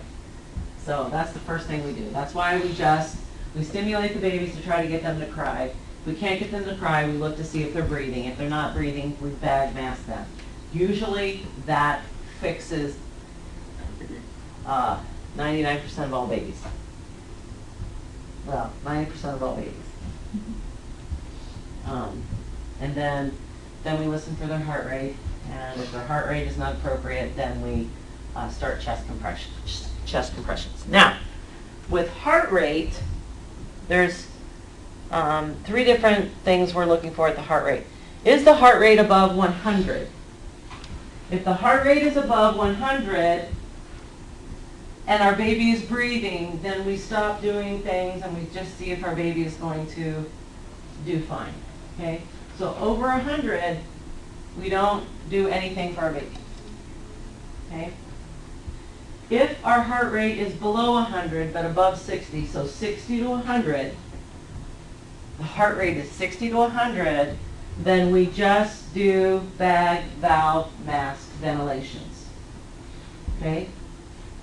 We do that for 30 seconds, and that should raise the baby's heart rate, baby starts breathing, everybody's good, goes home. Lovely day. Okay? But if the heart rate is below 60, that's when we do chest compressions and bag, valve, mask ventilations. Okay? And when you do chest compressions, you do them for like 45 seconds, and then you stop and check your heart rate. If your heart rate is 60 to 80, what do you do? Yes, Stacy? What pace do you do the compressions at? 100 beats per minute, like for Yeah. adults? Yeah. So if your heart rate is 60 to 100, after you've done chest compressions and bag, valve, mask ventilations, what do? Your heart rate's 60 to 100. Diagnosed. Bag mask. Bag mask. You don't have to do chest compressions anymore. You do bag mask. You do that for 30 seconds. Check your heart rate. If it's over 100, what do? You don't have to do bag, mask. Bag, valve, mask, whatever that is. You don't have to do that anymore, but you don't just like, okay, you're done, don't need to do anything. So like you slowly wean the oxygen away. You just make sure, okay, I'm not going to bag you anymore. Are you going to breathe and get oxygen in? Okay, you're doing good. I'll keep pulling it away, okay, you can go to mom. Okay? So that's kind of the procedure there. All right. Next. Hyperbilirubinemia in chapter 24.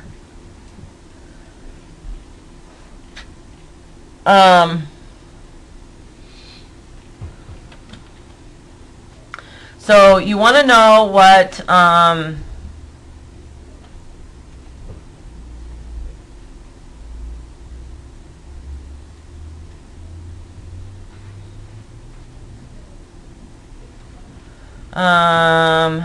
oh shoot, okay, so,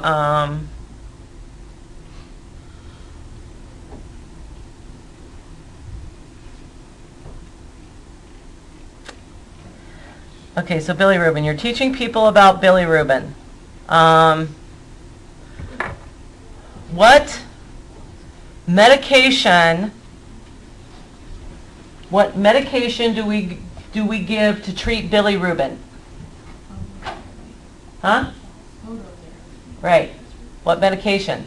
None. There's no medication to treat bilirubin. Okay?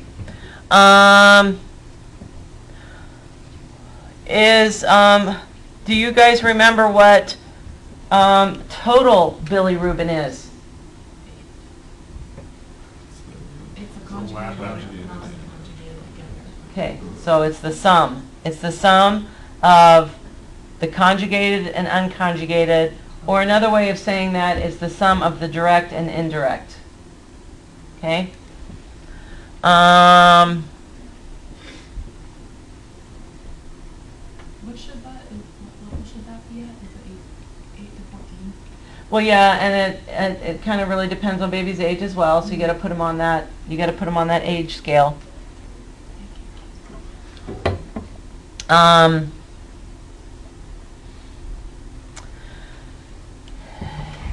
Is bilirubin? Do babies excrete bilirubin in conjugated form? Has to be conjugated, but where does it go? Huh? Okay, it goes into the small intestines, and then what happens? Excreted. It's excreted in what form? Like Urobilirubin, urobilinogen, or sterobilinogen. Okay, so conjugated just gets it from where to where? a liver. Liver to the gut. Okay, and in the gut it goes through an enzymatic process to form urobilinogen and sterobilinogen, and then excreted in the stool. Okay.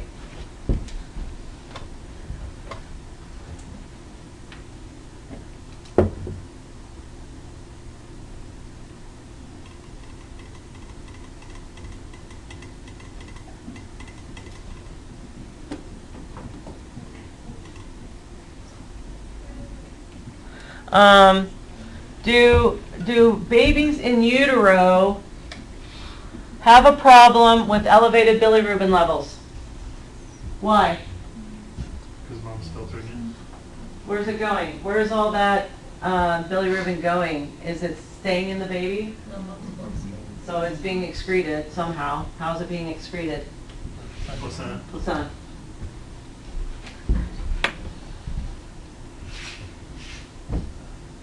So that was in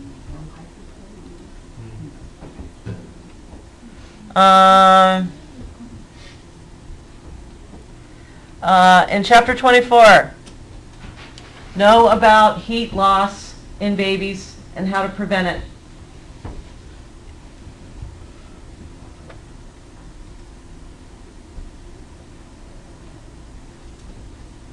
Put them in a hot tub. Yep.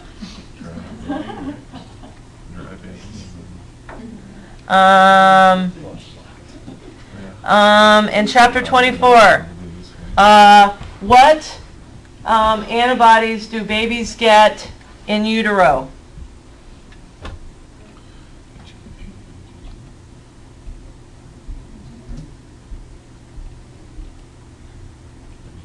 IgG. Okay.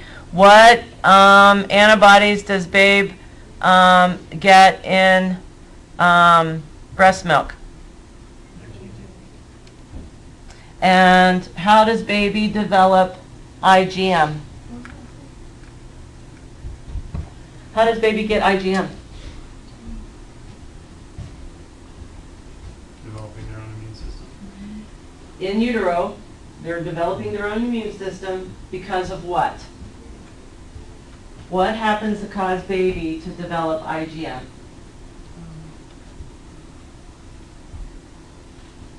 Exposure to antigens. Exposure. Mom got an infection.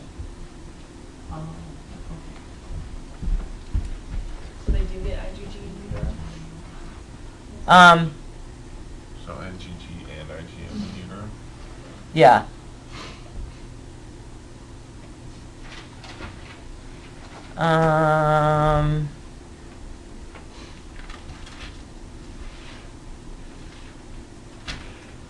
Okay.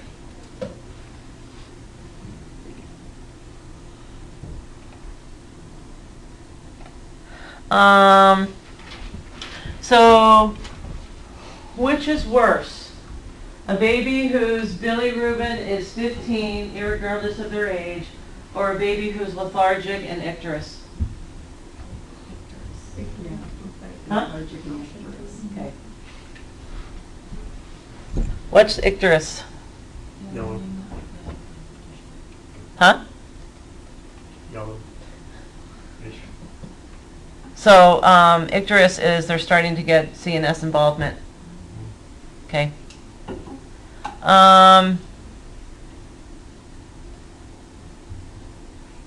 So when you're doing a visual assessment of, this is now chapter 25, you're doing a visual assessment of baby's face, eyes, ears, nose. What criteria do you look at to know that the eyes and ears are in correct position? Top of the pinna to where? Corner of the eye? Okay. This is very, very focused. when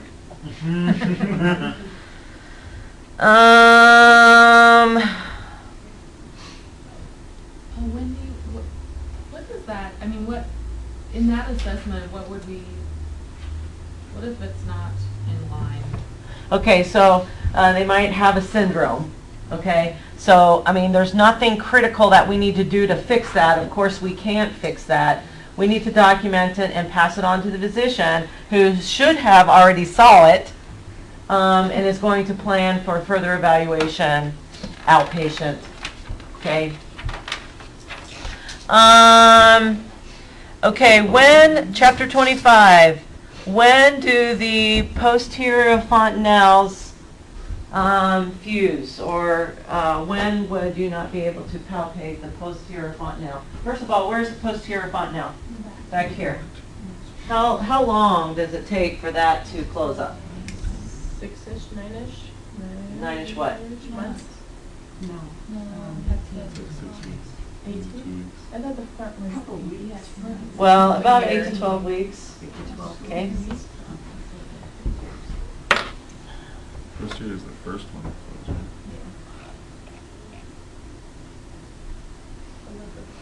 So is the anterior one 6 Two, right? months? If he's bigger, it's a triangle that we I can't say. Wendy, when is the anterior one? It could take upwards to 6 months or more. Okay. Anterior is 6 months or more. Yeah.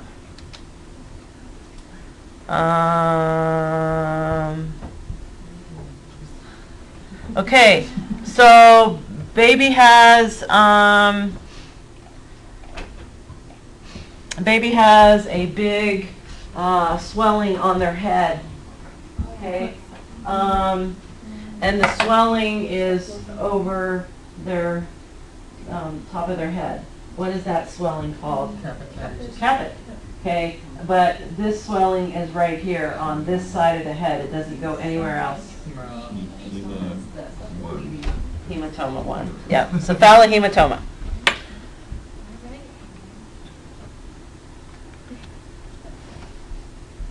Where did I put my glasses? Oh. All right. That's gonna be on the test. Yeah. What are the pink spots? On your skin assessment, what are the pink spots on the back of the neck or the eyelid or? Huh? Yeah. What's the You might want to see what that medical term is called. You might want to know the difference in those medical and the terminology of those different skin characteristics that you may see on your babes. Chapter 25.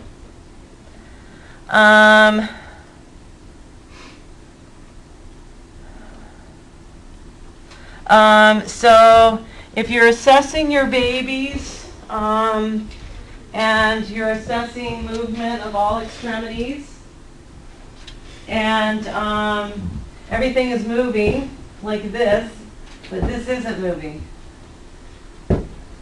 Okay? What do you need to check? If this isn't moving. If the arm isn't moving. Oh, for a broken. What? spinal. Okay. All right.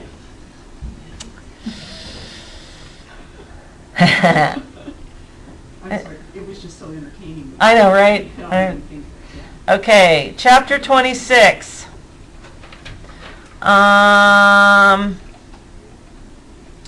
So chapter 26, when it involves babies with breast milk or formula, which has more iron in it? Okay? So if you have a baby that is anemic or has a low iron, are you going to advise your mother to, your breastfeeding mother, to switch to breast milk? To give more iron to our baby? No. Why would you not want her switching to breast milk? The baby needs iron. And they don't go back. That's going to raise my hand. The book says that the iron in the breast milk is more absorbed. Exactly. More easily absorbed. So you would So tell even though them to there's go back? more in formula, you get more from breast milk. Right. Okay, so you would advise them to go back to breast milk? No, she's breastfeeding. She is Oh. breastfeeding, but her I baby's was low. confused. Her baby's low iron or anemic or something like that. So the breast formula has more breast milk in it, but I mean, I'm sorry, guys. Formula's got more iron, Formula's got more iron. but breast milk is more bioavailable. More better. Breast, yes. God. You people, you must stress me out. Hold on, he's talking. Yeah.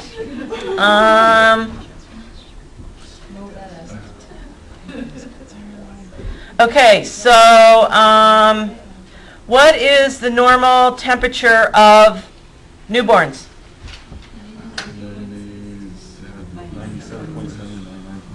Yeah, 97.6 to 99.4, whatever, but in that range, okay?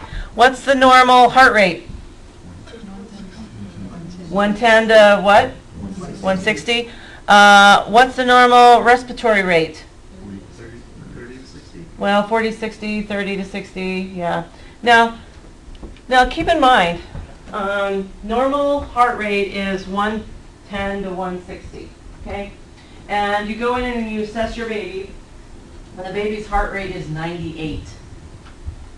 Okay? What? Oh my God, it's 98. What do I do? Baby's off mask. If the baby looks Huh? Is baby sleeping? What else? Wake it up. What else about baby? the color. Color. What, do they have good color? Okay? What else? Are they breathing normally? Okay? What else would you do? I mean, they got a heart rate of 98. Okay. They're pink. They're breathing normally. They're asleep. You can even, if you want to, yank open those blankets, elicit a moral reflex. Baby will scream. Life will be good.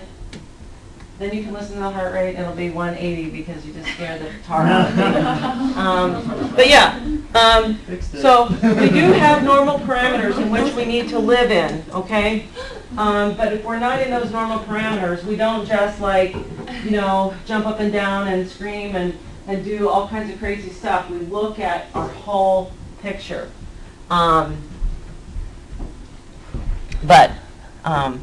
Okay, So, that being said,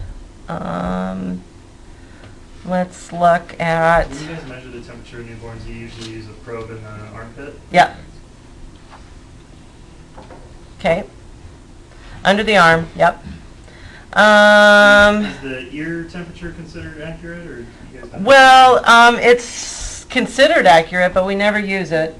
We don't even have little newborn ear probes. So, you know, parents say, well, you know, I only have the tympanic. Well, okay, use it. When you take a temperature in the armpit, don't you have to adjust it by, or do you just on the thermometer choose? I know on thermometers you can choose armpit, so it does it, but don't you, isn't it like? Yeah, and the ones in OB are already set for, Axillary? I'm trying to think if they're even already set for newborn, but maybe not. But axillary, yep. Okay, so, oh, did I just do this? Wait a minute. Oh, okay. Are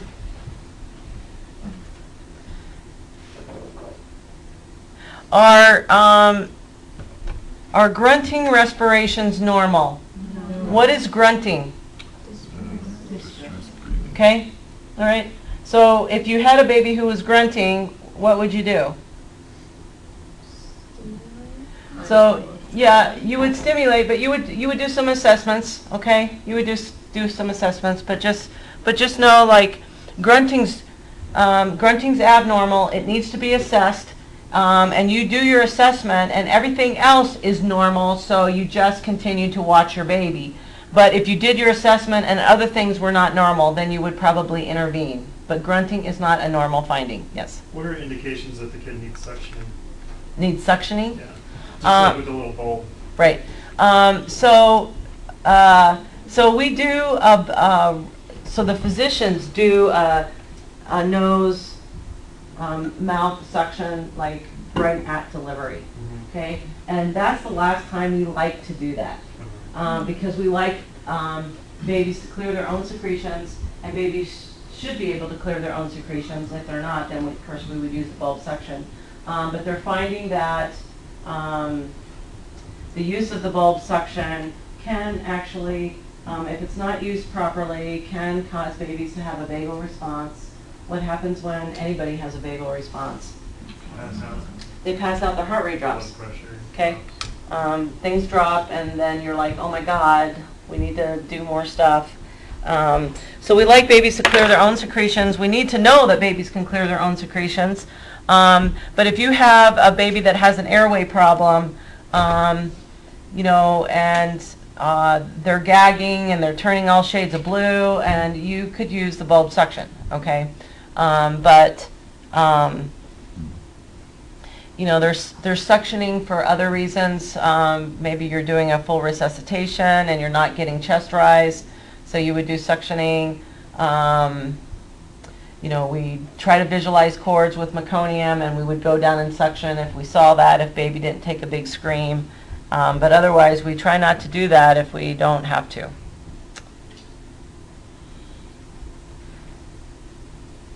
Okay. So a patient does not want to breastfeed.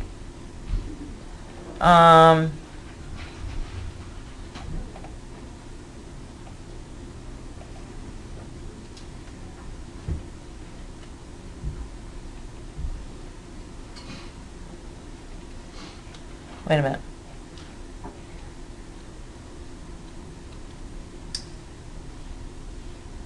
I'm sorry. Yeah, the patient doesn't want to breastfeed. That's not the question. You're giving advice about the benefits, the advantages and disadvantages of breastfeeding for the child. What's one huge advantage? What's some advantages of breastfeeding for the child? Immunization. Complete nutrition. Huh? Complete nutrition. Complete nutrition. And this is in chapter 26. Bonding. Yeah, it's cheap. cheap. It's inexpensive. What about, as child grows, what advantages and baby's not breastfeeding anymore? It helps them control their weight. Weight? Long-term. Huh? Would they have lower incidences of allergies and asthma? Lower incidences of allergies and Diabetes asthma. too, right? Diabetes, correct. Some leukemias and childhood cancers. Okay, good enough. All right.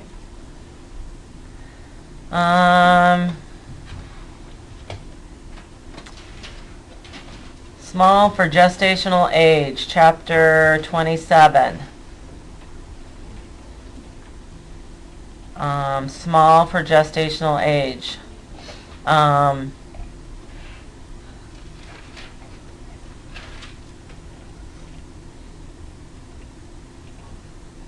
You have a term baby that is small for gestational age. What are risk factors for a baby who is term and small for gestational age? Hypoglycemia. Hypoglycemia. What else? Maternal smoking. Huh? What are some problems baby could have Oh, because okay. of being small for gestational age? Hypoglycemia, what did someone say? What about, huh? Or heat regulation. Poor heat regulation, thank you. And lots of other things, but I'm moving on.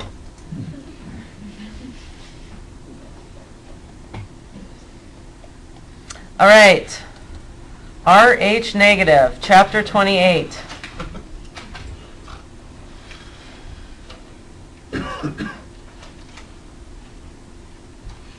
Okay, RH negative mom, RH positive baby, mom got ROGAM, woohoo. What is baby at risk for because of that incompatibility? Huh? Hemolysis. What happens with hemolysis? I mean, what are signs of hemolysis? Huh? I heard it. Jaundice? So a baby has hemolysis, a possibility of hemolysis. A symptom, a sign of hemolysis is what? Jaundice. Why is that? Because if your liver's overwhelmed. Right. Right. Okay. Ookie dookie.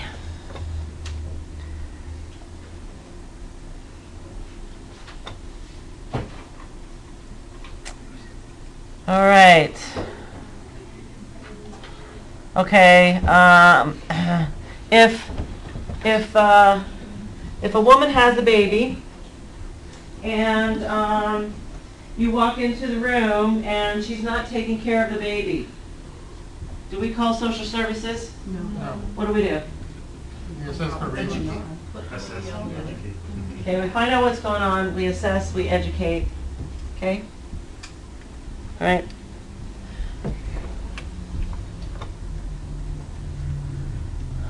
Wish there was a faster way for me to get from screen to screen.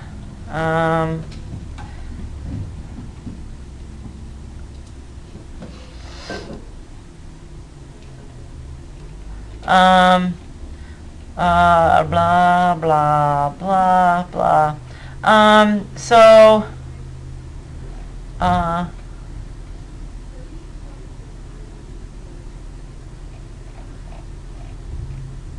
Okay, where, chapter, are we still in 28? 29? Where is the normal position of a fundus any day of the week? Non-pregnant. No, after a pregnant woman has delivered. Below the umbilicus. Okay, below the umbilicus. If it's not below the umbilicus, sorry. I don't know how to ask these without, well, I'm giving everything away. If it's not below the umbilicus, what do we do? Have a void. Drain. Yeah, figure Why is that? out why and fix it. Okay?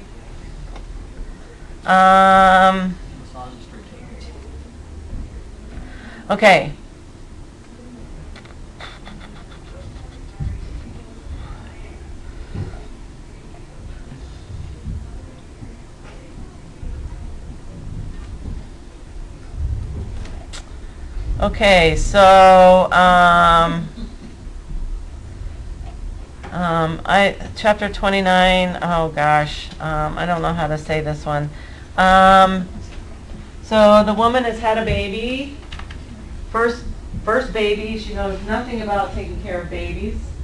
And she's in your postpartum unit, and you go in, and what are some of the things you're going to educate her about her baby? That's really broad, I'm sorry. When to feed it. Okay, how will she know when to feed it? When it's Besides hungry. the stress. And what are those called? Hunger, rooting, Reflexes. Oh. Cues. cues, and other things. Okay? You guys are crazy. Okay, so a mother has decided not to breastfeed or is unable to breastfeed. Who cares why? But she's not going to breastfeed. She's going to bottle feed. Okay? Shame. What's going to be one of her problems for not breastfeeding? Breast engorgement. What can we teach her? Okay? Supportive bra. Yeah, okay. So things like that. Things along those lines. Okay? If it's an ATI test, Always. ATI would say Yeah, but last year it was not. ATI would say what? Serious. Remember that? Oh. Yeah, that's a thing. And tea bags. Tea bags. Soak tea bags in some warm water, wring them out a little bit, and put them on the breast. It's not for Is that engorgement. caffeinated or non-caffeinated? I think it has to. Well, I guess I don't really know because it's the acidity in the tea, so I would think it would be either. Cannabis. Are you sure it's not the caffeine? Like maybe the. Well, no, because I don't know that it's caffeine so much, or otherwise we would put coffee grounds on our breasts. But I'm just thinking it's the acidity in the tea leaves. Okay, I don't know. That's just what my Grammy's Grammy did, right? No, I don't know.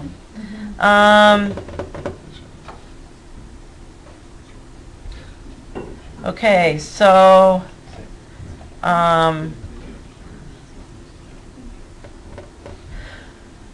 so to assess whether or not that placental site is healing, can you go in there and look at it? What can you do to assess that that placental site is healing?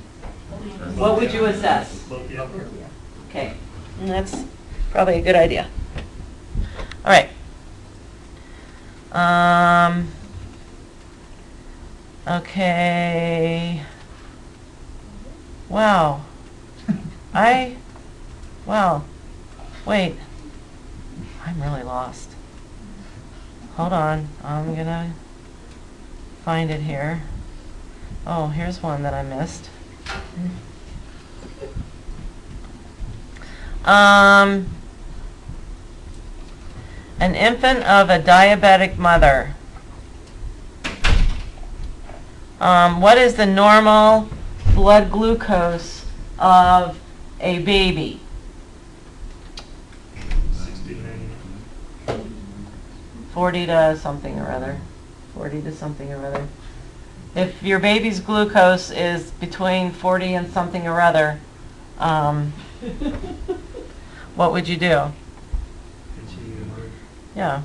Okay, go on with life, do your job, whatever you're supposed to do. Okay, that's right. It's fine. Okay. So where does hypoglycemia begin? Under 40? Uh-huh.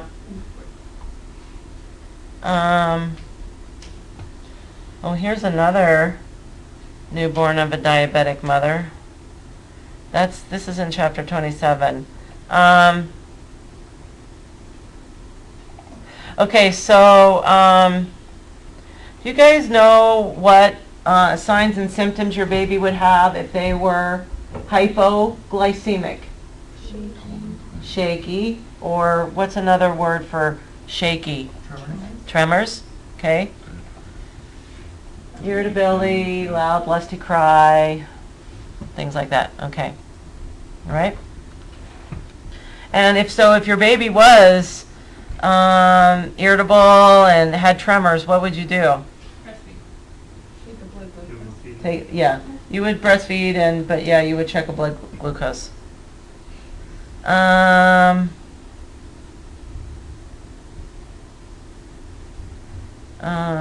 Okay. Is the method of checking blood glucose for infants any different from adults besides the location of the stick? Yeah, it's just a heel. It's a. Hope they put the strip in the reader and Mhm. touch it. Yep. Absolutely. You're working in the NICU, and you're taking care of a baby with hydrocephalus. What is hydrocephalus? Water on the brain. Water on the brain.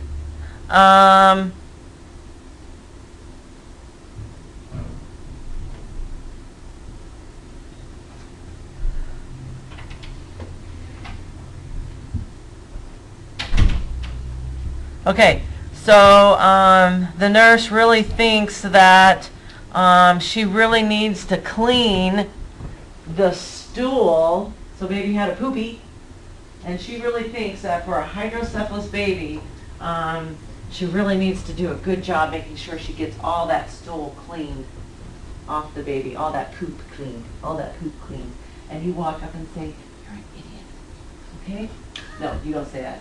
But you would just kind of tell her that, usually we're really concerned with keeping stool clean on a baby who has what other neurotube type defects?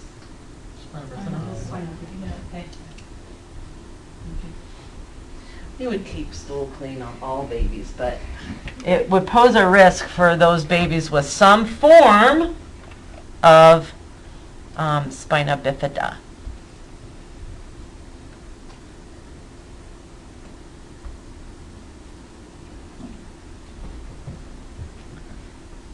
All right. Tell me the difference between omphalocele and gastroschisis. Gastroschisis. Stomach contents. Okay, stomach contents. And ultimately, Oh, omphalocele is what now? in a bag. Stomach In a bag and where? outside. Right, it's outside the body, but what is another significant place where it's coming outside of the body? The cord, within the cord area, okay? What about gastroschisis?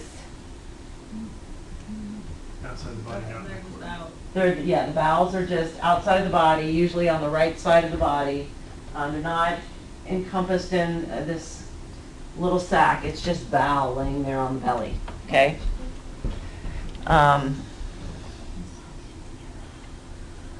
that's the better one to have, right? Huh? That's the better one to have. Because it needs to be put back in. Well, they both need to be put back in, but I guess I don't know which one's better to have than the other. I think Put it that, in both. all right, okay. Chapter 30. Woman has breast engorgement.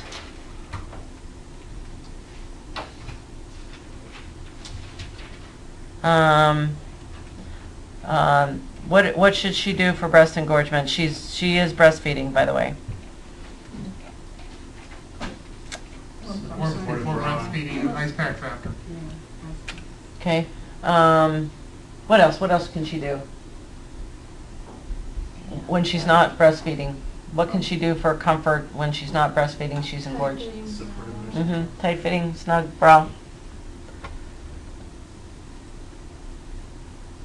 Is there anything special about nursing bras besides having that little panel that you can just open up easily? Uh-uh. It's not, okay.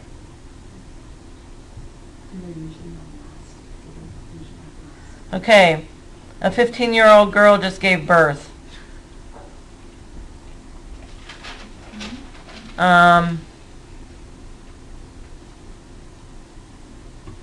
This is similar to the other question, but a 15-year-old gave birth. She's in your postpartum unit. You walk into the room, and she's sitting there with deer in the headlights. Look, what do you do? Assess her developmental status, and then what? Educate. okay, according to her, yeah, okay? She doesn't know, she doesn't know stuff. Okay,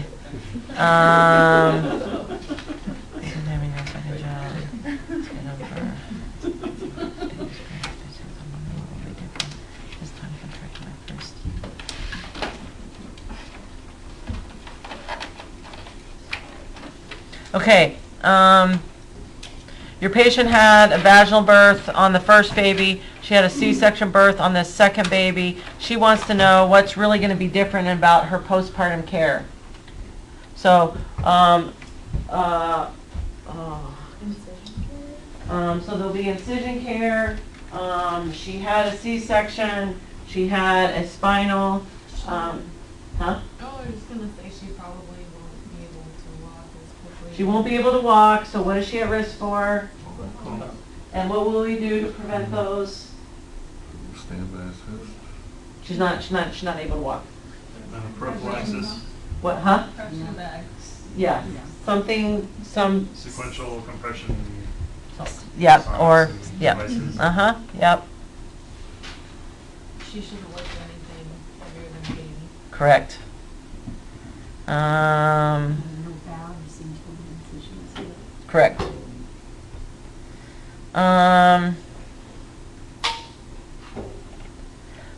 So you have a patient postpartum who is allergic to Tylenol, and she's having some pain. What are you going to do for her? Ibuprofen. How about ibuprofen? That's what I was gonna say, but I think There's a catch. It can't be that.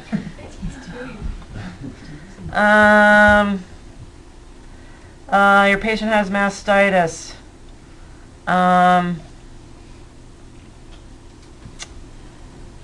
What are some of the symptoms she will be complaining about? Hot, tender,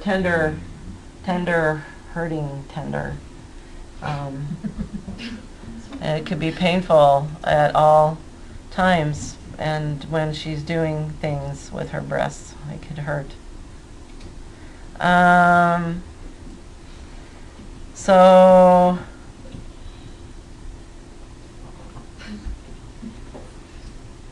all right, so you get your patient up for the first time after delivery. She's a MALTIP, so what's that mean? Right? And you head for the bathroom, but she gets lightheaded, pale, she feels weak. What do you do? Get her sitting on something. Huh? Get her sitting on something, which could be The toilet. back. Well, it could be the toilet, but where's the safest place to put your patient? Bed. Back in her bed. Or right on the floor, whichever you need to do. If that happens, I mean, do you try again in a little bit, or do you, like, when do you go for cathetering? Because Yeah, so if that happens and you really need to have her void, like she's been at her maximum time, she's starting to bleed a little heavy, and you need to really have her empty her bladder. You can try putting her on a bedpan, but if she can't go, then yeah, we're definitely going to be probably cathing her.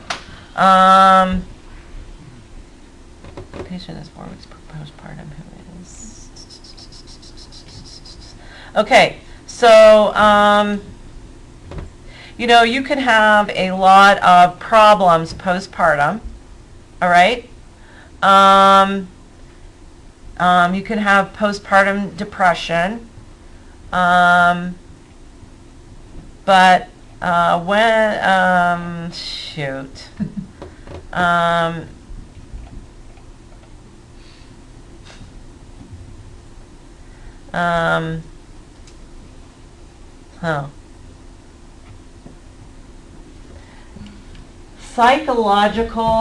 Severe psychological issues or symptoms are always a concern. A real big concern. Okay? All right. All right, okay. I think you'll remember that when you see it. I don't know. Okay. So a patient comes to the clinic complaining of urinary urgency and dysuria. What will you do? What? Okay. Check for a UTI. Okay.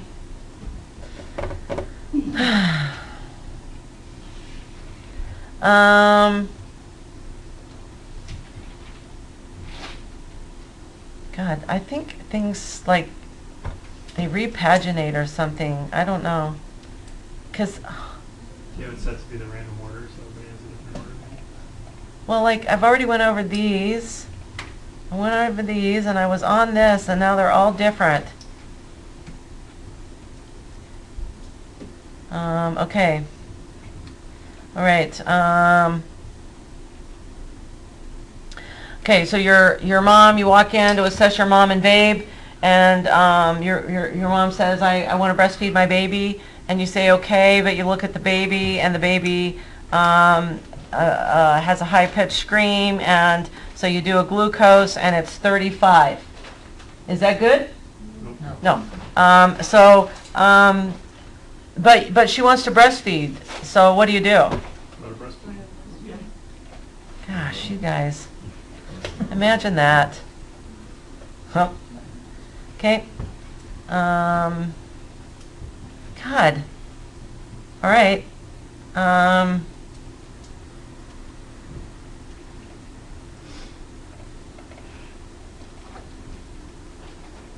Okay, so you deliver your baby. We're back in chapter 28 for some reason. What? Your baby had recurrent late decelerations during labor. Okay, so what do we think about our baby? Yeah, we don't think good about our baby. But baby is born, and you do your assessment. Baby's heart rate is 100. Baby is not breathing. Baby is limp, and baby is blue. What are you gonna do? Try another breastfeed. Huh? Check for meconium. No, somebody said it. Bag and mask. Okay.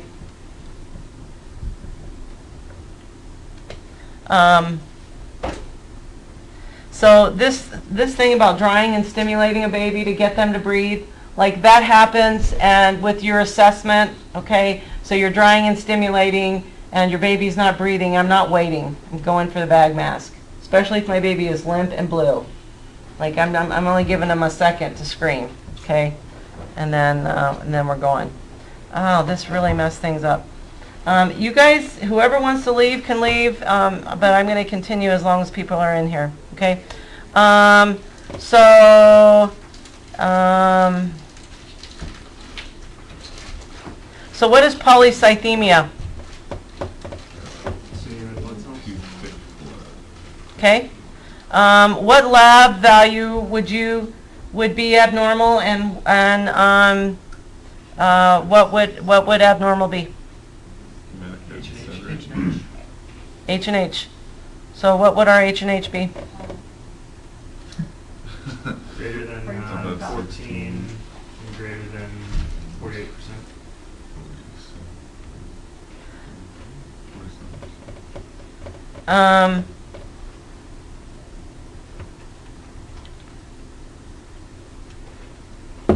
Or for a pregnant woman, could the No, it's for the baby. polycythemia fall? It's for baby. Oh. Hemoglobin. So look up your hemoglobin levels.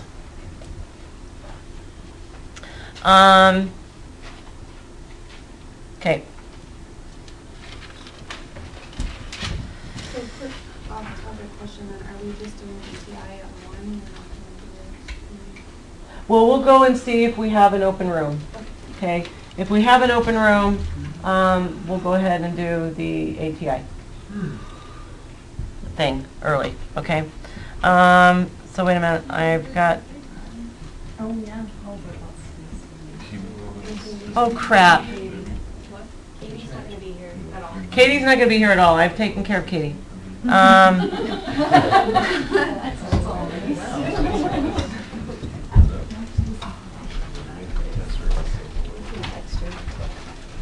Yeah, but I don't, so maybe just tell her to be ready if we call her and say, let's go now.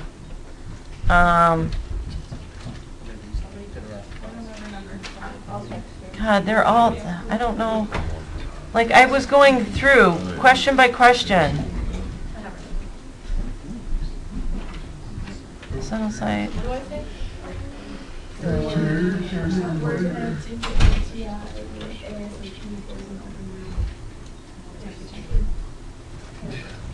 Okay. Password is required.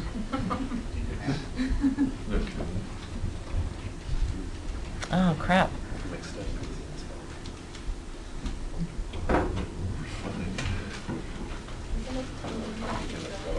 We're actually, as far as I can tell, I think I only have a few more things to review. God, it did mix up my questions, like it wasn't doing that.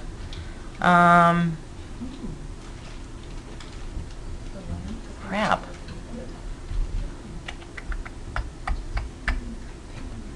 All right.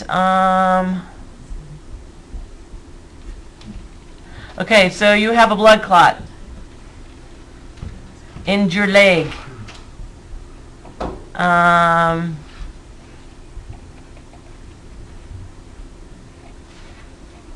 What would be a sign that that blood clot is not in her leg anymore? Or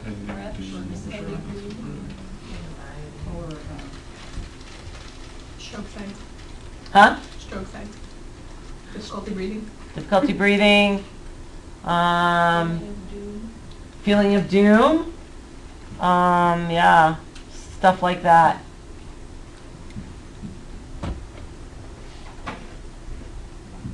Decreased level of consciousness, could be. Right.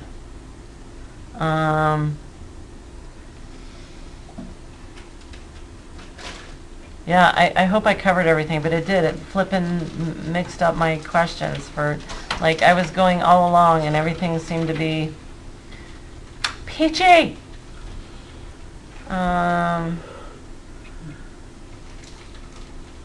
Okay.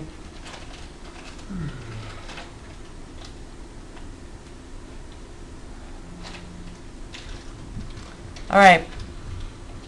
Well, I think I've done a pretty good job covering most everything.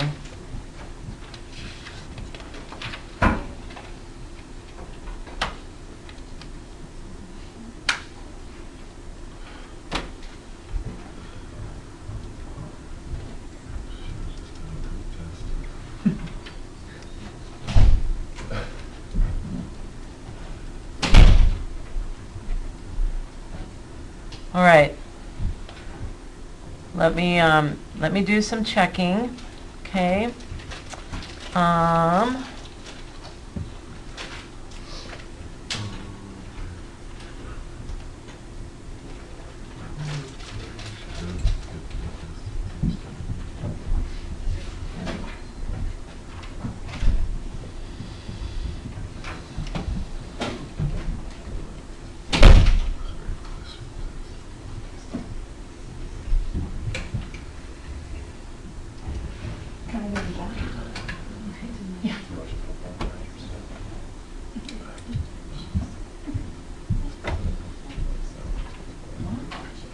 Oh.